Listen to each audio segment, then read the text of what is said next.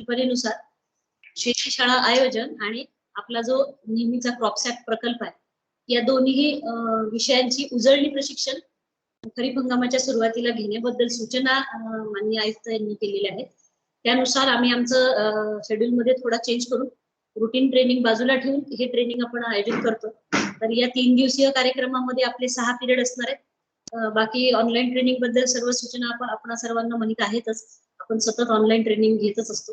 त्यामुळे मी आजचं पहिलं जे सत्र आहे माननीय किरण कारंजकर सर, सेवानिवृत्त कृषी पर्यवेक्षक आणि शेतीशाळा बद्दलचे तज्ञ अशी त्यांची ओळख आहे, ते स्वतःची ओळख करून देतीलच. त्यांचा विषय आहे अगदी बेसिक आपण घेतलाय, शेतीशाळा म्हणजे काय.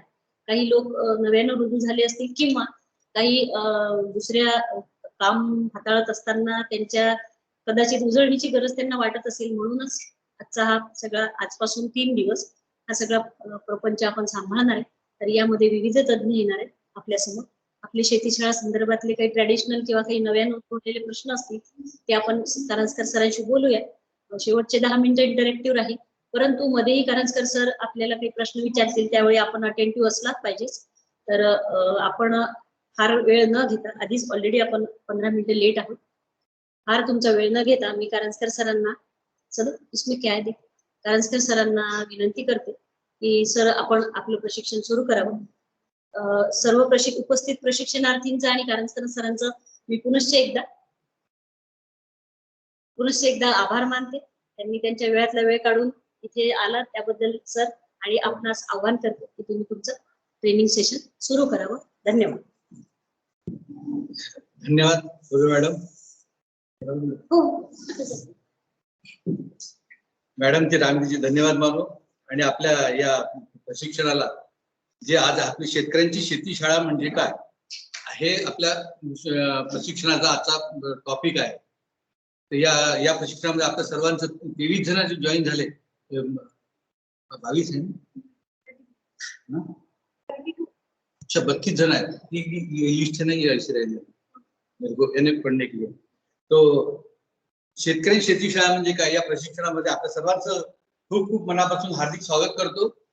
आता मला फक्त एवढी एक आपल्याला विनंती करायची आहे की आपण सगळेजण आपण हे प्रशिक्षण म्हणजे काय माहितीये का, वाटतं बहुतेक जणांनी याच्यामध्ये आपण या प्रश्न उत्तराच्या रूपामध्ये आपण थोडंसं मी काही मध्ये तुम्हाला प्रश्न विचारणार आहे. कारण देवाणघेवाण घेऊन आपण हे प्रशिक्षण आटवू. आपण काही माहिती मी जी द्यायची ती माहिती तशी देईल तुम्हाला त्यावेळेला, पण नंतर आपल्याला ऍक्च्युअली आणि खरं सांगायचं म्हणजे काय माहितीये का, आज आहे शेतकऱ्यांची शेतीशाळा म्हणजे काय आणि उद्या आहे शेतकऱ्यांच्या शेतीशाळेअंतर्गत एकात्मिक कीड व्यवस्थापन तंत्रज्ञान व पद्धती. आता हे थोडं उलट झालं.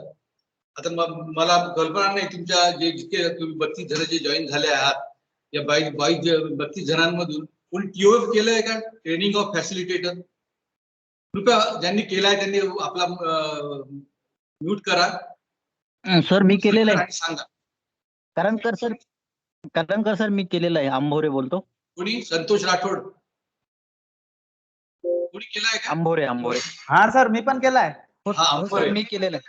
हा आंभोरे नमस्कार. हो सर. अजून? नमस्कार सर. नमस्कार. अजून कोणी केलंय? मी केलं सर. डीके देशमुख शेगाव.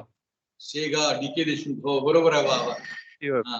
आणि नमस्कार सर. रुपाली ठाकरे. संतोष राठोड मूर्तिजापूर. बापरे.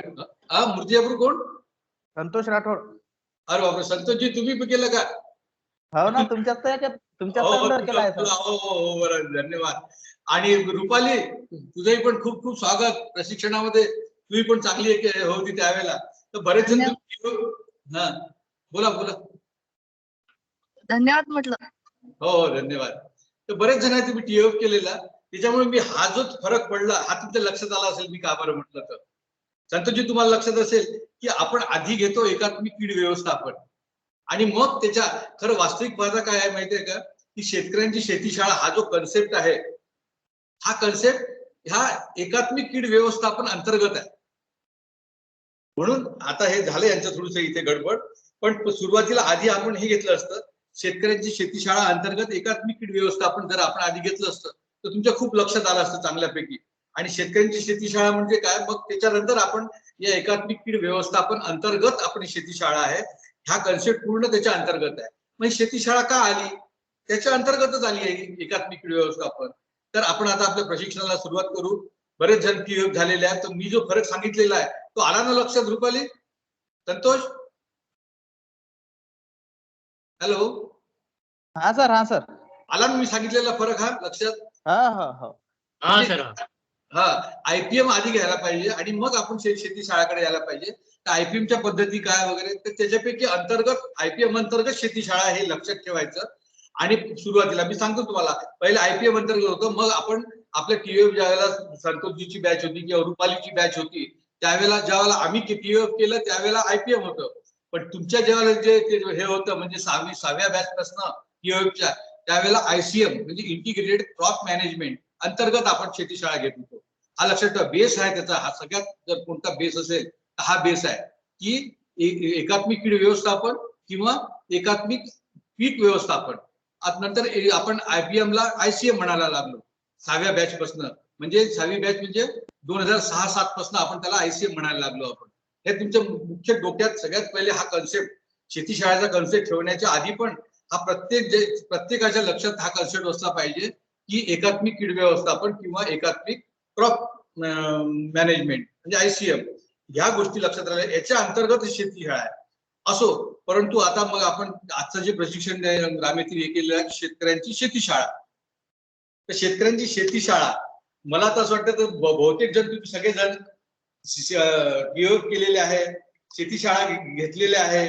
तर तुम्हाला जास्त म्हणजे उजळणी म्हणूनच फक्त.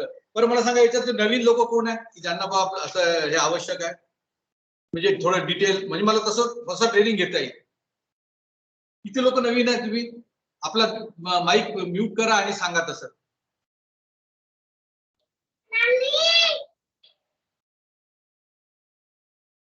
हॅलो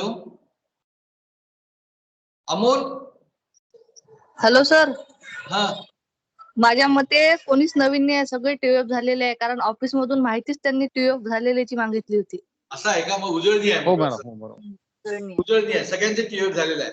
पण असू द्या, तरी पण मी आता शेतकऱ्यांची शेती शाळा म्हणजे नक्की काय आणि त्याची आवश्यकता का पडली आपल्याला, काय यावर आपण सुरुवातीला एक 15 मिनिटं शेती शाळाबद्दल त्याची प्रणाली काय आहे हे घेऊ. मित्र, आता मी तुम्हाला सांगितलं की आयपीएम आणि आयसीएम मध्ये त्यावेळेला 1995 साली कॉम्प्रिहेन्सिव्ह वॉटरशेड डेव्हलपमेंट प्रोग्राम होता. फार आधी म्हणजे 1990 पासूनच मी तुम्हाला थोडं एक सांगतो आयडिया त्याची, की कॉम्प्रिहेन्सिव्ह वॉटरशेड डेव्हलपमेंट प्रोग्राम होता. त्या कॉम्प्रिहेन्सिव्ह वॉटरशेड डेव्हलपमेंट प्रोग्राम मध्ये त्यावेळेला काय होतं की सॉइल कन्झर्वेशन वेगळं होतं आणि बेनॉर वेगळं होतं. मग काय होतं की त्या आपण सॉइल कन्झर्वेशन त्याला वॉटरशेड पाडायचे, परंतु त्या कॉम्प्रिहेन्सिव्ह म्हणजे सगळ्या प्रकारची कामं त्यात करावं लागत होते त्या वॉटरशेड मध्ये. मग आता हे विस्ताराचं काम हे होतं आपण त्याच्यात. मग याच्यामध्ये काय करायचं की पहिल्यांदा सगळ्यात एक मास आयपीएम होतं. 1990 सालची गोष्ट सांगतो मी तुम्हाला, काबर हळूहळू स्टेप बाय स्टेप आणतो तुम्हाला मी सांगत. ते 1990 साली मास आयपीएम म्हणायचं. आता मास आयपीएम म्हणजे काय की जे आपण आयपीएम करतो ते 100 हेक्टरवर आणि 100 त्याचे खातेदार असले पाहिजे. असे 100 हेक्टरवर 100 खातेदार किंवा 100च्या त्या 100 हेक्टरच्या पट्टीमध्ये कधी 90 राहत होते, कधी 95 राहत होते, कधी 110 होत होते. कारण मूळ आपल्याला 100 हेक्टर ठेवायचं होतं. 100 हेक्टरवर एक वाण आपण लावायचो आणि त्याच्यात एकच पीक घ्यायचो. मग कापूस असो, ज्वारी असो, त्याच्यानंतर तुमचं त्यावेळेला सोयाबीन एवढं नव्हतं, पण कापूस, ज्वारी, मूग, उडीदावर हे आयपीएम राहायचं, मास आयपीएम. आता मास आयपीएम मध्ये काय राहायचं की त्यावेळेला मग त्यांना त्या 100 हेक्टरच्या जे खातेदार राहत होते त्यांना मग त्याच्यामध्ये प्रशिक्षण राहायचं.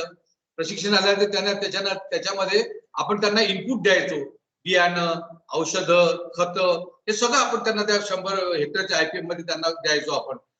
1 हेक्टर मर्यादित असं ते वाटप करायचं आणि त्यांच्याकडनं ती सगळी शेती करायची. आणि त्याच्यानंतर मध्ये फक्त एक सुरुवातीचं प्रशिक्षण, एक मधलं प्रशिक्षण आणि एक पोस्ट हार्वेस्टिंग प्रशिक्षण असं राहायचं. किंवा हार्वेस्टिंगच्या वेळेला प्री हार्वेस्टिंग राहायचं प्रशिक्षण. या 3 प्रशिक्षणामध्ये तो पूर्ण आयपीएम होऊन जायचं. आता त्याच्यामध्ये काय होतं की त्याच्यामध्ये पण ज्या वेळेला आयपीएम जर म्हटलं तर इंटिग्रेटेड पेस्ट मॅनेजमेंट होतं. पेस्ट म्हटलं आलं की पेस्ट आलं की सगळंच आलं त्यात ऑब्झर्वेशन कसे आले, काय आलं, कोणते आले, मग शेतकऱ्यांना कसं सांगायचं काय, हे सगळं असं होत गेलं. 1990 ते जवळजवळ 1998 पर्यंत त्यावेळेला हा कॉम्प्रिहेन्सिव्ह डेव्हलपमेंट प्रोग्राम खूप चालत राहिला. त्याच्या आधी पण होता, नंतरही पण 95 मध्ये थोडासा खूप होता. पण त्याच्यापासून जर आउटपुट जर काही म्हटलं तर नुसतं फोटो दाखवणं होतं की आम्ही 100 हेक्टर ज्वारी लावली, शेतकऱ्यांचं प्रशिक्षण घेतलं आणि शेतकऱ्यांना हार्वेस्टिंग कसं करायचं, त्याच्याने इंटरकल्चर कसं करायचं हे सांगायचं. पेस्टवर काही त्याचा खरंच तुम्हाला सांगतो, पेस्टवर वगैरे काही त्या कंट्रोल किंवा पेस्ट ओळख वगैरे असं काही प्रोग्राम नव्हता तो. पण त्याचा आउटपुट म्हणाल ना तर त्या प्रत्यक्षात मी त्याच्यात काम केलं आहे म्हणून तुम्हाला सांगतोय की त्याच्यामध्ये असं विशेष काही नव्हतं काय त्याच्यातून. फक्त तो एक मास, एक वाण एक गाव, आता यावर्षी जे आलाय ना आपल्या याच्यासाठी बाळासाहेब ठाकरे कोणतं ते स्मार्ट योजनेसाठी एक गाव एक वाण म्हणजे अशासाठी कपाशीसाठी आलाय. तर तसंच त्यावेळेला एक गाव एक वाण, मग त्याच्यासाठी मार्केटिंगचा वगैरे काही उद्देश नव्हता, काही नव्हता त्याच्यात त्यावेळेला काही नव्हतं. असं ते 10 वर्ष चाललं, म्हणजे 2 दशक आधी असं ते चाललं IPM. मग त्याच्यातून काही रिझल्ट आपल्याला दाखवता आला नाही. शेतकऱ्यांना प्रशिक्षणामध्ये प्रशिक्षित नाही होऊ शकले शेतकरी, हा त्याच्यातल्या लूप होल्स होते. मग काय झालं की मग 1996 पासून एक परत IPMच आलं, पण ते IPM आलं 10 हेक्टर. काही निवडक गावांमध्ये 10 हेक्टर वर IPM आणि 10 हेक्टरचे त्याचा ग्रुप राहायचा, 15-16चा राहायचा. आणि 10 हेक्टरचा जो ग्रुप राहायचा त्याच्या चारी बाजूचे जे शेतकरी राहायचे खातेदार ते असे मिळून तो 20 लोकांचा ग्रुप राहायचा, 20-22 लोकांचा. आणि तो ग्रुप करून आपण त्याच्यात IPM घ्यायचो. नावच होतं IPM, योजनेचं नावच होतं. काय आहे तर ग्राम म्हणजे IPMच आहे, IPM प्रोग्राम आहे. मग IPM प्रोग्राम हा असा तो हे झाला. ते BR इंगळे कोण आहे? BR Ingle, hello, BR Ingle कोण आहे? हा सर, मी आहे. हा, आपण कुठला आहात? पातूर. डिपार्टमेंट मध्येच आहे ना? हो सर. हा, नाही याच्यात आउटसाइड युअर ऑर्गनायझेशन असं लिहून आलं. मी म्हटलं बाहेरचे कोणी गेस्ट आहे का बा? असलं काही कृषी पर्यवेक्षक आहे. अच्छा, नाही असलं काही बाहेरचं असलं काही नाही. उलट मी स्वागत केलं असतं जर असतं तर. मला वाटलं आपल्या डिपार्टमेंट काय हरकत नाही इंग्लिश साहेब. हो, नाही याच्यात लिहून आलं असं आउटसाइड युअर ऑर्गनायझेशन असं लिहून आलं म्हणून म्हटलं. मी मोबाईलच्या लॅपटॉप वापर करतो. हा, बरोबर, काही हरकत नाही. चला, आपले धन्यवाद. तर असा तो IPM त्यावेळेला प्रोग्राम 10 हेक्टरचा आला. त्याच्यात 20 लोकांचा ग्रुप आला होता. 10 हेक्टर मध्ये 10-12 शेतकरी, आजूबाजूचे शेतकरी त्याला म्हणायचो आपण, नेबरहुड असे.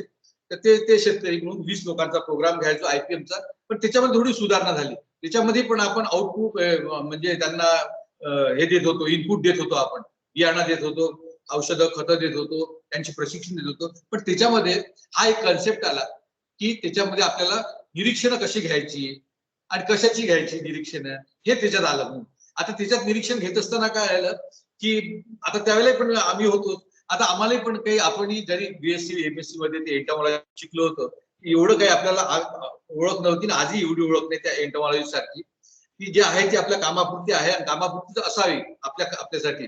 तर त्या पद्धतीने आमची पण तशीच ओळख होती आमची सगळी अशी. मग आता निरीक्षण घ्यायचे तर आम्ही काय करायचो, झाडाची उंची घेतली, पानं मोजले आपले, त्याच्यातून कोणत्या पोंगातून काय निघून राहिलं, किडे निघून राहिले, अमुक ढमुक. आणि त्यावेळेला एक सगळ्यात जर कोणतं होतं एक मित्रकीट ट्रायसोपा, ही मात्र सगळ्यांची ओळखी झाली होती. बेनावरमुळे चांगली ओळख झाली होती त्याची, बेनावर लोकांच्यामुळे. ग्राम त्यांचे फोर्टनाईटली मिटिंग राहायच्या, त्याच्यामध्ये ते आणायचे स्पेसिमेन त्याच्यात. तर त्याच्यात आम्हाला सॉइल कन्झर्वेशन वाल्यांनी झाला होता तो, विशेष करून कॉम्प्रेहेन्सिव्ह डेव्हलपमेंट प्रोग्राम वाल्यांना झाला होता तो मिटिंगला. मग त्या मिटिंग मध्ये आम्ही जायचो, त्याच्यात हे करायचो, तर थोडी ओळख झाली होती. पण एवढी जी आज आपल्याला ओळख आहे सगळ्या किड्यांची, त्यांची आपल्याला हॅबिट माहित आहे, त्यांच्या आपल्याला लाईफ सायकल माहित आहे, एवढं त्यावेळेला काही नव्हतं नॉलेज. बस असंच ते आपले चालायचे. त्याच्यामध्ये पहिल्या मास IPM मध्ये 3 प्रशिक्षण व्हायचे, याच्यात 5 प्रशिक्षण व्हायचे. आणि याच्यामध्ये पण याच्यामध्ये थोडं आउटपुट मिळायला लागलं आपल्याला. कसा की थोडे शेतकरी प्रशिक्षित व्हायला लागले आणि थोडं, अगदी नाही म्हटलं तरी 2%, जास्त नाही म्हणणार, की थोडं ते त्या 2% मध्ये त्यांना त्या निरीक्षणाची सवय लागली. निरीक्षण सवय कशी माहितीये का, ती आधी आहे शेतकऱ्यांना निरीक्षणाची सवय आहे, पण ती कशी धुऱ्यावर नव्हती. मग धुऱ्यावरनं ती निरीक्षण कसं शक्य आहे का बा? आता ज्वारी मधलं समजा, ज्वारी जर वाढली तर ती धुऱ्यामध्ये आहे का निरीक्षण? तर मग तसं ते त्यामध्ये, विशेष करून ऊसामध्ये ज्यावेळेला आम्ही पाडेगावला ते TO घेतला ना, त्यावेळेला की मोठे झाल्यावर त्या ऊसामध्ये तर फारच भयानक असतं निरीक्षण. तसंच ज्वारीमध्ये पण आणि कपाशीमध्ये पण त्यांनाच लक्षात आलं की आतमध्ये गेल्याशिवाय ते आपल्याला नक्कीच आपली काय परिस्थिती आहे शेताची पिकाची हे समजत नाही. हे त्यांचे तेवढं एक तो प्लस पॉईंट आहे आला त्या 10 हेक्टरच्या IPM मध्ये. मग असं करता करता काय झालं की 1998 साली खूप जसा या 2 वर्षापूर्वी आपल्या यवतमाळ जिल्ह्यामध्ये असा कहर झाला, असा कहर आंध्र प्रदेश, कर्नाटका, त्याच्यानंतर तुमचं पंजाब, त्याच्यानंतर मध्य प्रदेश त्यावेळेला, छत्तीसगड नव्हतं त्यावेळेला, मध्य प्रदेश आणि काही प्रमाणात महाराष्ट्रामध्ये काही प्रमाणात म्हणजे जे आंध्रची बॉर्डरला लागून आहे, उदाहरणार्थ यवतमाळ जिल्हा होता, काही इकडे नांदेड जिल्हा होता, असा त्याच्यामध्ये खूप कहर झाला कशाचा, फवारणीचा. म्हणजे ते तर मी पाहिलं यवतमाळ जिल्ह्यामध्ये या माहूर साईडला वगैरे, म्हणजे नांदेडमध्ये वगैरे किंवा इकडनं महागाव साईड, बुलढाणा साईड, ही जी म्हणजे एका कपाशीच्या याच्यावर 16 ते 18 फवारण्या करायच्या, 16 ते 18 फवारण्या, तेही रोगर सारख्या औषधाच्या. आता हे होत असतं त्याच्यातून मग काय झालं की खर्च खूप वाढत गेला, आणि खर्च वाढत गेला, उत्पन्न होत गेलं, परंतु उत्पन्न होत गेलं तर त्या उत्पन्नाच्या प्रमाणामध्ये जो खर्च, तो नेट प्रॉफिट कमी राहायला लागला. मग परत ती शेती परवडण्यास झाली. मग आता याच्यामध्ये पण मग आम्ही त्यावेळेला प्रशिक्षणामध्ये आपण त्यांना घ्यायचा, आताही घेत असतो आपण मला. आणि मी तुम्हाला विशेष करून तुम्हाला एक मी विनंती करेल असेल की आता तो डिपार्टमेंटमध्ये मी प्रत्येक प्रशिक्षणात सांगत असतो, तो अदर दॅन भागत असतो की ह्या गोष्टीचा विचार करत असताना आपल्या डोक्यामध्ये हा कन्सेप्ट, कोणती कन्सेप्ट फिक्स करत असताना एक कन्सेप्ट लक्षात ठेवा. तो कन्सेप्ट असा की आपल्या ऍग्रिकल्चरच्या बाबतीतच नाही, तो इंडस्ट्रीच्या बाबतीत आहे, फॉरेस्टच्या बाबतीत आहे, समुद्राच्या बाबतीत आहे, सगळा तो आहे उत्पादकता, उत्पन्न आणि उत्पादन.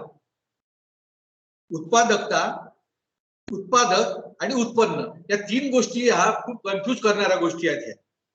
आणि एक चांगल्या अर्थशास्त्रज्ञाकडनं एक अर्ध्या तासात तो चांगलं समजून सांगते, तुमचा कन्सेप्ट क्लिअर करून देईल. आपला विषय नाही तो, फक्त मी तुम्हाला एक त्याचं तुमच्या डोक्यात ते घालून देऊन राहिलो की हे जोपर्यंत आपल्या लक्षात येत नाही, हे कन्सेप्ट 3 उत्पादकता, उत्पादन आणि उत्पन्न, मी तर तुम्हाला विनंती अशी करेल की तुम्ही लिहून घ्या. आणि ह्या 3 गोष्टीवर सगळं आपला बेस आहे पूर्ण. म्हणजे आपल्याला जर का आता सगळेजण आपण टीओ झालेले आहात, फॅसिलिटेटर आहात, चांगले ओरेटर आहात तुम्ही, आमची रुपाली चांगली आहे, संतोष चांगले आहे चांगल्यापैकी, तर हे इंगळे साहेब आमचे कृषी पर्यवेक्षक हेही चांगले आहेत. आता हे सगळे आपल्याला कुठेतरी बोलावं लागतं प्रशिक्षणामध्ये आहे, शेतकऱ्यांशी बोलताना या गोष्टींचा प्रामुख्याने उल्लेख करायचा. या गोष्टींचा प्रामुख्याने आता आपली जी पोखराची योजना आहे सध्या, तुम्ही त्याच्यातही तुमच्याकडे ते काम असेल तर ते त्याच्यामध्ये पण प्रामुख्याने पहा, जो सगळे जे ग्राफिकली येतात फीचर्स सगळे येतात किंवा जे त्या स्कीम चालू आहे, या 3 गोष्टीवर अवलंबून आहेत.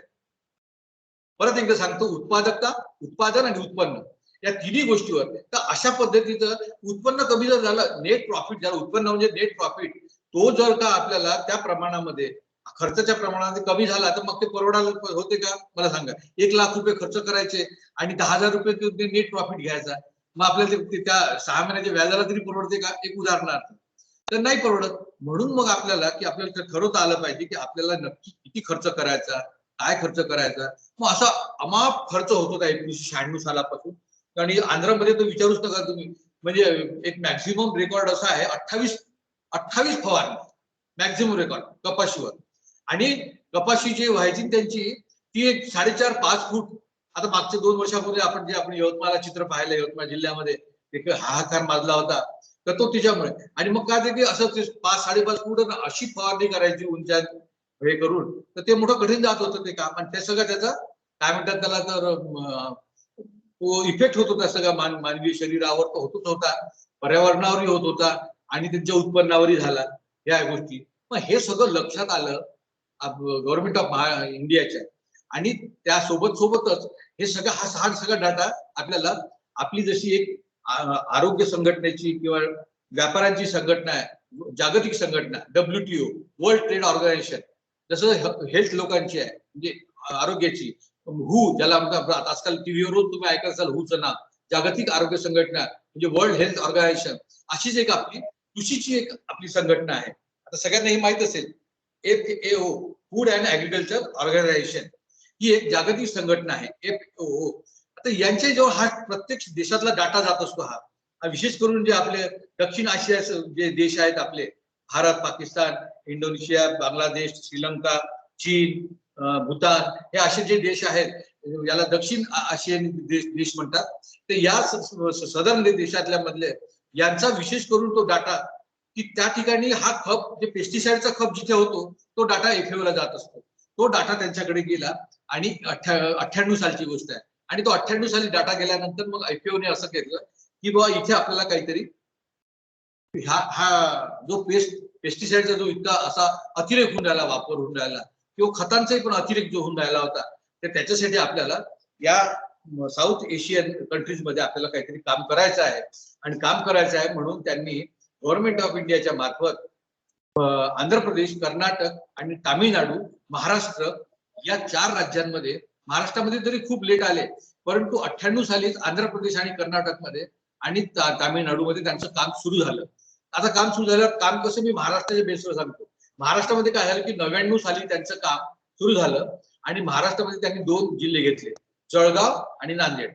आता जळगाव आणि नांदेड घेतल्यानंतर तो सर्वे कसा झाला, काय झाला, त्याच्यामध्ये त्या सर्वेमध्ये आपल्या डिपार्टमेंटचं खूप मोठं योगदान आहे आणि त्याच्यामध्ये आम्ही पण लोक होतो त्या सर्वेमध्ये. मग तो सर्वे आपल्याला काहीतरी 4 महिन्यात करून द्यायचा होता, पण तो कृषी सेवा केंद्रावरनं करून द्यायचा होता. बेस होतो कृषी सेवा केंद्र. मग तो आम्ही सर्वे करून दिला त्याच्यातून. मग त्याच्यातून त्यांनी असं ठरवलं, आता ते डिटेल मी सांगत नाही की तर तो जो निर्देशांक यायला पाहिजे होता, की तो 1% निर्देशांक यायला पाहिजे होता, तो निर्देशांक होता जळगाव जिल्ह्याचा 22%. तिथे प्री मान्सून कपाशी जास्त लावत होते त्यावेळेला. नांदेडमध्ये तोच प्रकार होता, यवतमाळमध्ये तोच प्रकार होता आणि त्याच्यासाठी तो 22 पॉईंट काहीतरी असा निर्देशांक आला होता पेस्टिसाइडचा. हा अतिशय घातक निर्देशांक होता आणि त्याच्यावर फार मोठी त्या 2-3 महिन्यामध्ये मग हालचाली होऊन असं ठरलं की जसं आंध्रमध्ये आणि तामिळनाडू आणि कर्नाटकमध्ये हा FAOचा जो प्रोग्राम आहे, तो FAOचा प्रोग्राम महाराष्ट्रामध्ये देखील राबवायचा. आणि तो कोणता, तर तो त्याला नाव दिलं होतं त्यांनी त्यावेळेला FAO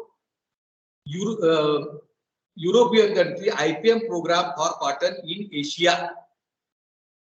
हा या बॅनर खाली हा प्रोग्राम इथे राबवला गेला.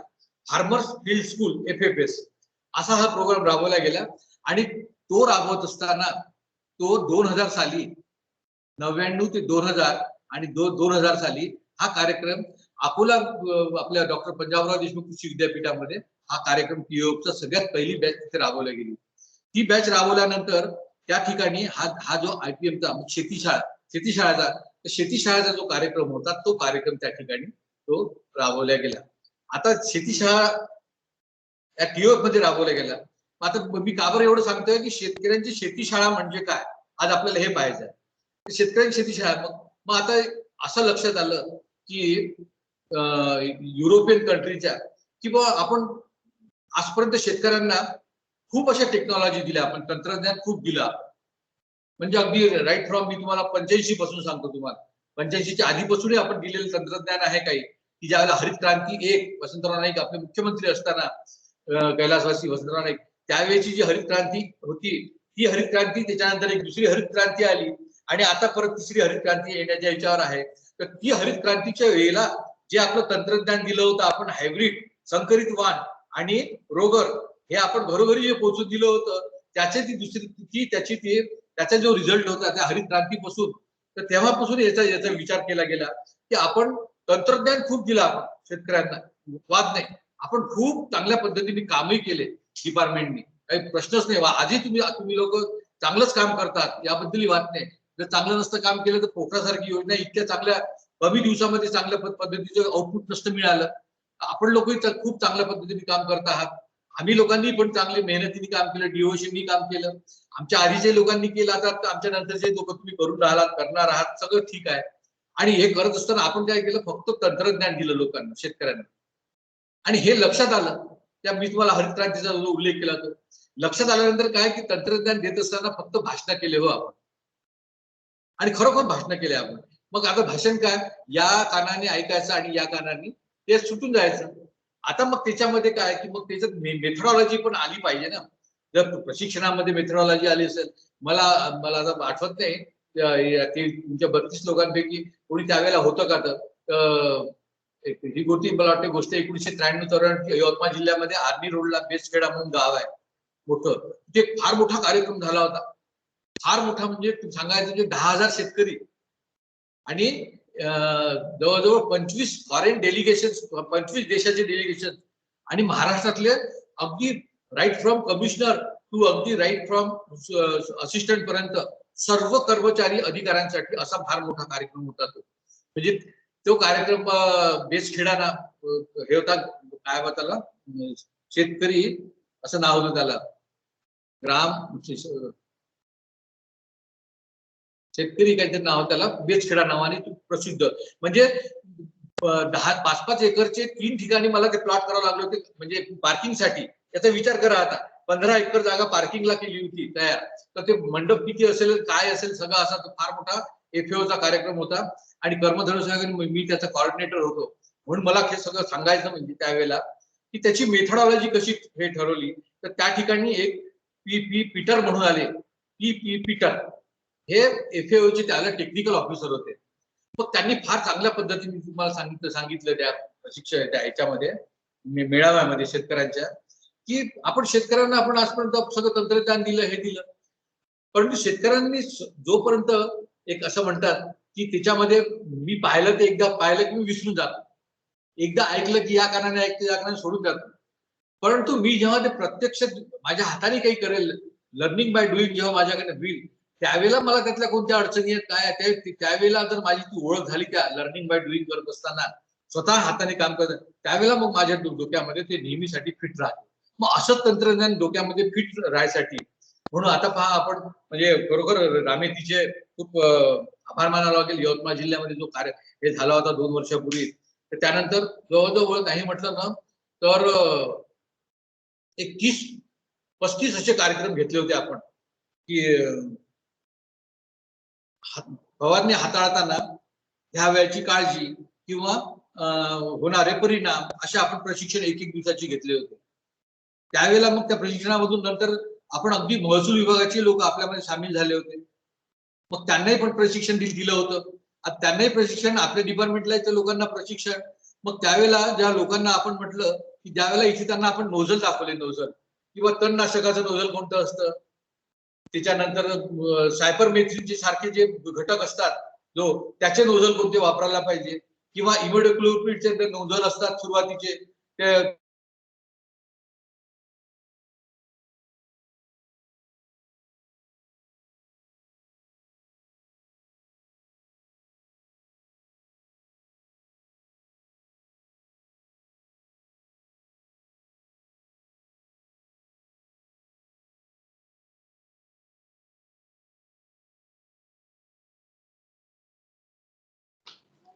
हॅलो प्रोग्राम थोडस जर लाईन गेली आहे इकडली काही झालं तर हे झालं. आता फार प्रोग्राम म्हणजे काय मॅक्सिमम याच्यावर आणि जास्तीत जास्त हा प्रोग्राम शेतावर राबवायचा होता. म्हणजे आता सगळ्यात तुम्हाला माहिती आहे आपण सकाळी जायचो आपण 8 वाजता तर तिकडे 1-2 वाजेपर्यंत शेतावर राहायचो. जेवण करून आलो की दुपारी पण शेतावर इन्सेक्ट कलेक्शन आहे काही दुसरे कोणते कामं आहे हे याच्यासाठी जायचो. मग संध्याकाळी परत त्याच्यातच राहायचो आणि रेसिडेन्शियल प्रोग्राम होता पूर्ण हा. त्याच्यामुळे काय की आपलं तो पूर्ण जे डिव्होशन होतं ते पूर्ण आपल्या त्या कार्यक्रमावर होतं. आता हे कार्यक्रम असल्यामुळे काय असा प्रोग्राम असला फार्म ओरिएंटेड होता, फील्ड ओरिएंटेड प्रोग्राम असल्यामुळे की आपल्याला आपले जे टीएफचे जे फॅसिलिटेटर होते सगळे अगदी ट्रेन झाले सगळे प्रत्येक गोष्टीमध्ये. मग नक्की म्हणजे आता मग त्यांना जर कोणी विचारलं आपण का IPM म्हणजे काय ICM म्हणजे काय तर मी म्हणतो ना डोळे मिटून सांगतील लोक आपले की नक्की IPM म्हणजे काय आहे बघ. आपण उद्या घेऊ त्याच्यात मी तुम्हाला प्रश्न विचारलोच तो IPM चा प्रोग्राम घेणार आहे. पण आज शेती शाळेच्या बाबतीत सांगतो. मग अशा पद्धतीने ती शेती शाळा आहे. मग आता आपल्याला आवश्यकता का भासली तर मी आवश्यकता का भासली तर मी तुम्हाला आतापर्यंत त्याची प्रस्तावना केली की याचा अतिरेक झाला पेस्टिसाइडचा अतिरेक झाल्यामुळे जो काय आपल्याला शेतकऱ्यांना इन्कम यायला राहायला पाहिजे ते इन्कम ते मिळालंच नाही. उलट त्याच्यातून त्यांचं नुकसानच होत गेलं. आणि तुम्हाला माहित आहे की पंजाब मधून ती कोणती कॅन्सर तिथे रोज एक ट्रेन येत होती. आता माहित नाही येत आहे की पण ती मुंबईला येत होती कॅन्सर ट्रेन ती अशी हे सगळं पेस्टिसाइडमुळे नाही असं. तर मग इथे कुठेतरी याचा आळा बसायला पाहिजे म्हणून FAOच्या सहकार्याने 1999 साली आपल्या महाराष्ट्रामध्ये एक टीओएफचा कार्यक्रम सुरू झाला आणि टीओएफच्या कार्यक्रमातून मग ज्या वेळेला हे सुरू झालं त्यावेळेस 2000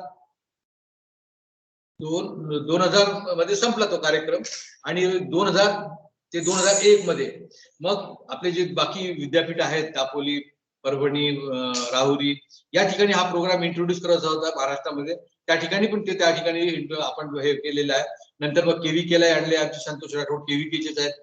केव्हीकेला आम्ही प्रोग्राम तो इंट्रोड्यूस केला आपण सगळ्यांनी. आपण केल्यानंतर मग त्याच्यातून असं सगळं त्याचं शेतकऱ्याचं मला सांगायचं आहे हे फक्त की मग शेतकऱ्यांना मग आपल्याला काही शेतकऱ्यांना माहित नव्हतं का? माहित होतं. मग शेतकऱ्यांना मग याची आवश्यकता का पडली? तर मी आता तुम्हाला आधी सगळं सांगितलं की IPM काय करतो. तर ही शेतकऱ्यांची शेती शाळा काही नसून IPM अंतर्गत शेती शाळा आहे. ही जी शेती शाळा आहे ना ती IPM अंतर्गत आहे. आणि IPM अंतर्गत IPM आता उद्या पाहावं लागेल आपल्याला. तर IPM अंतर्गत हे एक टूल आहे. IPMचं टूल आहे. बाकी काहीच नाही. हे IPM पण याची जी मेथडॉलॉजी आहे ती मेथडॉलॉजी याची पूर्ण जी आहे फील्ड ओरिएंटेड अगदी वेगळी आहे. आणि ही शेतकऱ्यांनी शेतकऱ्यांच्या स्वतःच्या शेतावर स्वतः राबवून करायची आहे त्यांना. आणि त्यासाठी त्यांना आणि यामध्ये भाषणाचा विरोध आहे. भाषण द्यायचं नाही. भाषण नाही. शेतकऱ्यांच्या प्रश्नांना फक्त उलट शेतकऱ्यांना प्रश्न विचारून त्यांना त्यांच्या नॉलेजमध्ये आपल्याला भर घालायची आहे. याचा अर्थ हा नाही की शेतकऱ्यांना नॉलेज नाही असं माझं म्हणणं नाहीये. शेतकऱ्यांचंच नॉलेज याचा तोच अनुभव आपण घेऊन आपणच त्यांना हॅलो प्रकाश कोमराकडे बोला कुठे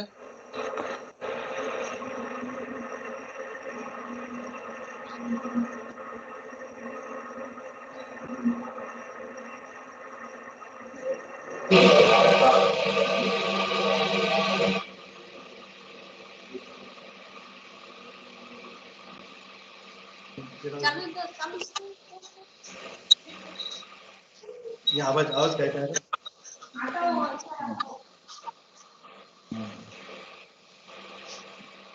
तर मग म्हणून आता आपलं शेतकऱ्याची शेती एक टूल आहे IPMचं. IPM अंतर्गत ही जी आपले स्कीम आली हा जो कॉन्सेप्ट आला IPM अंतर्गत हे प्रत्येकाने लक्षात ठेवा. आता मग याचा इतिहास काय हा एकदम आपल्या भारतामध्ये झाला का? नाही. भारतामध्ये येण्याच्या आधी एक 2 मिनिटं फक्त मी तुम्हाला इतिहास सांगून ठेवतो की 1924 साली म्हणजे पहा आपण होतो 2000 ची गोष्ट मी तुम्हाला 1924 सालवर घेऊन चाललो. सगळ्यात पहिल्यांदा जी शेतीशाळा झाली जगामध्ये ती झाली श्रीलंका देशामध्ये. त्यात कॉन्ट्रावर्सी आहे. लोक आता काही दुसरं सांगतात पण माझ्याजवळ हे याचं ओरिजिनल जे FAOचं जे लिटरेचर आहे FAOचं IPM एक आपल्या गव्हर्नमेंट ऑफ इंडियाचं लिटरेचर आहे त्याच्यामध्ये पण तर माझ्याजवळ जे ओरिजिनल आहे ते ओरिजिनल हे असं हे ओरिजिनल लिटरेचर मध्ये श्रीलंका म्हटलेलं आहे. त्या श्रीलंकेमध्ये 1924 साली पहिली शेतीशाळा झाली आणि ती झाली राईसवर. आता याच्यातही कॉन्ट्रावर्सी कोणी म्हणतात भाजीपाल्यावर झाली कोणी म्हणतात राईसवर पण मी माझ्या FAOच्या लिटरेचर प्रमाणे तुम्हाला सांगतो की ही झाली राईसवर. आणि ज्यावेळेला आता सगळ्यात जास्त जे हे आहे आणि राईस कसा आहे भात हा कसा आहे की जागतिक अन्न आहे. भात आजच्या घडीला जागतिक अन्न आहे. आपण म्हणतो पोळी वगैरे आपण पोळी खातो भाकरी खातो किंवा काय पण जर कोणी म्हटलं की तुम्ही जागतिक अन्न कोणतं आहे तर भात आहे. आणि भातावरही पण ज्या प्रकारचे रोग आणि कीड असतात खूप येतात त्याचप्रमाणे श्रीलंकेमध्ये पण मुख्य पीक भातच आहे. तर त्या ठिकाणी FAOने 1924 साली पहिली शेतीशाळा घेतली आणि त्यानंतर मग या शेतीशाळेचा उगम झाला तिथून. आणि तिथून मग शेतीशाळेचा आपल्याला शेतकऱ्यांना कसा फायदा होतो काय होतो हे ज्या वेळेला तिथे ते लोकांच्या लक्षात आलं त्या वेळेला लोकांनी त्यावेळेला जागतिक संघटनेने याचा विस्तार करायला सुरुवात केली. याचा विस्तार केल्यानंतर मग आपण जागतिक भारतामध्ये पहिली शेतीशाळा केव्हा आली तर भारतामध्ये शेतीशाळा आली पहिली की भाजीपाल्यावर आली. ती आली 1944 साली भारतामध्ये जागतिक यांनी.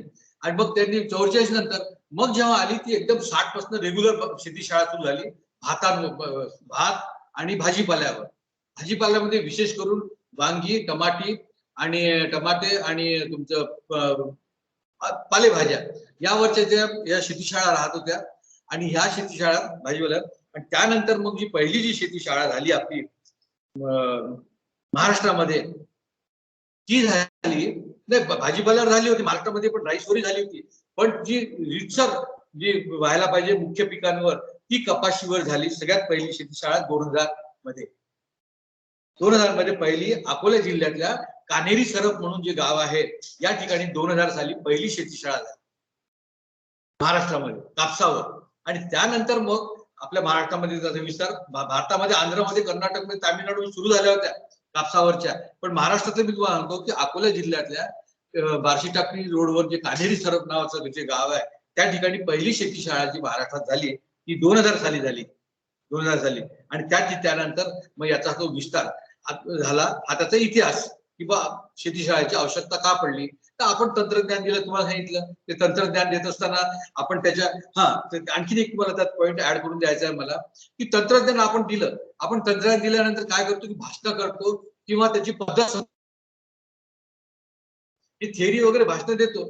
पण त्याच्या मागचं काय आहे, कोणत्याही गोष्टीचं कोणतेही तंत्रज्ञान जर म्हटलं तर त्या तंत्रज्ञानाच्या मागे कुठेतरी काहीतरी विज्ञान असतं, लक्षात ठेवा. हा एक पॉईंट तुम्ही चांगला पक्का डोक्यात ठेवा. तुम्हाला शेतकऱ्यांशी बोलावं लागतं, कुठे प्रशिक्षणात बोलावं लागतं, म्हणून तुम्ही लक्षात ठेवा की याच्या मागचं विज्ञान असते. प्रत्येक गोष्टी मागे विज्ञान आहे, प्रत्येक तंत्रज्ञानामागे काही ना काही विज्ञान आहे. आता उदाहरणार्थ तंत्रज्ञानामध्ये मी तुम्हाला आता फवारणी करणं हे तंत्रज्ञान आहे काय? बरं मला आता तुम्ही ज्याला उत्तर येईल त्यांनी आपला अनम्यूट करायचा, म्यूट करायचं, मला उत्तर द्यायचं की मला सांगा की मारुती कार चालवणे हे तंत्रज्ञान आहे की विज्ञान आहे?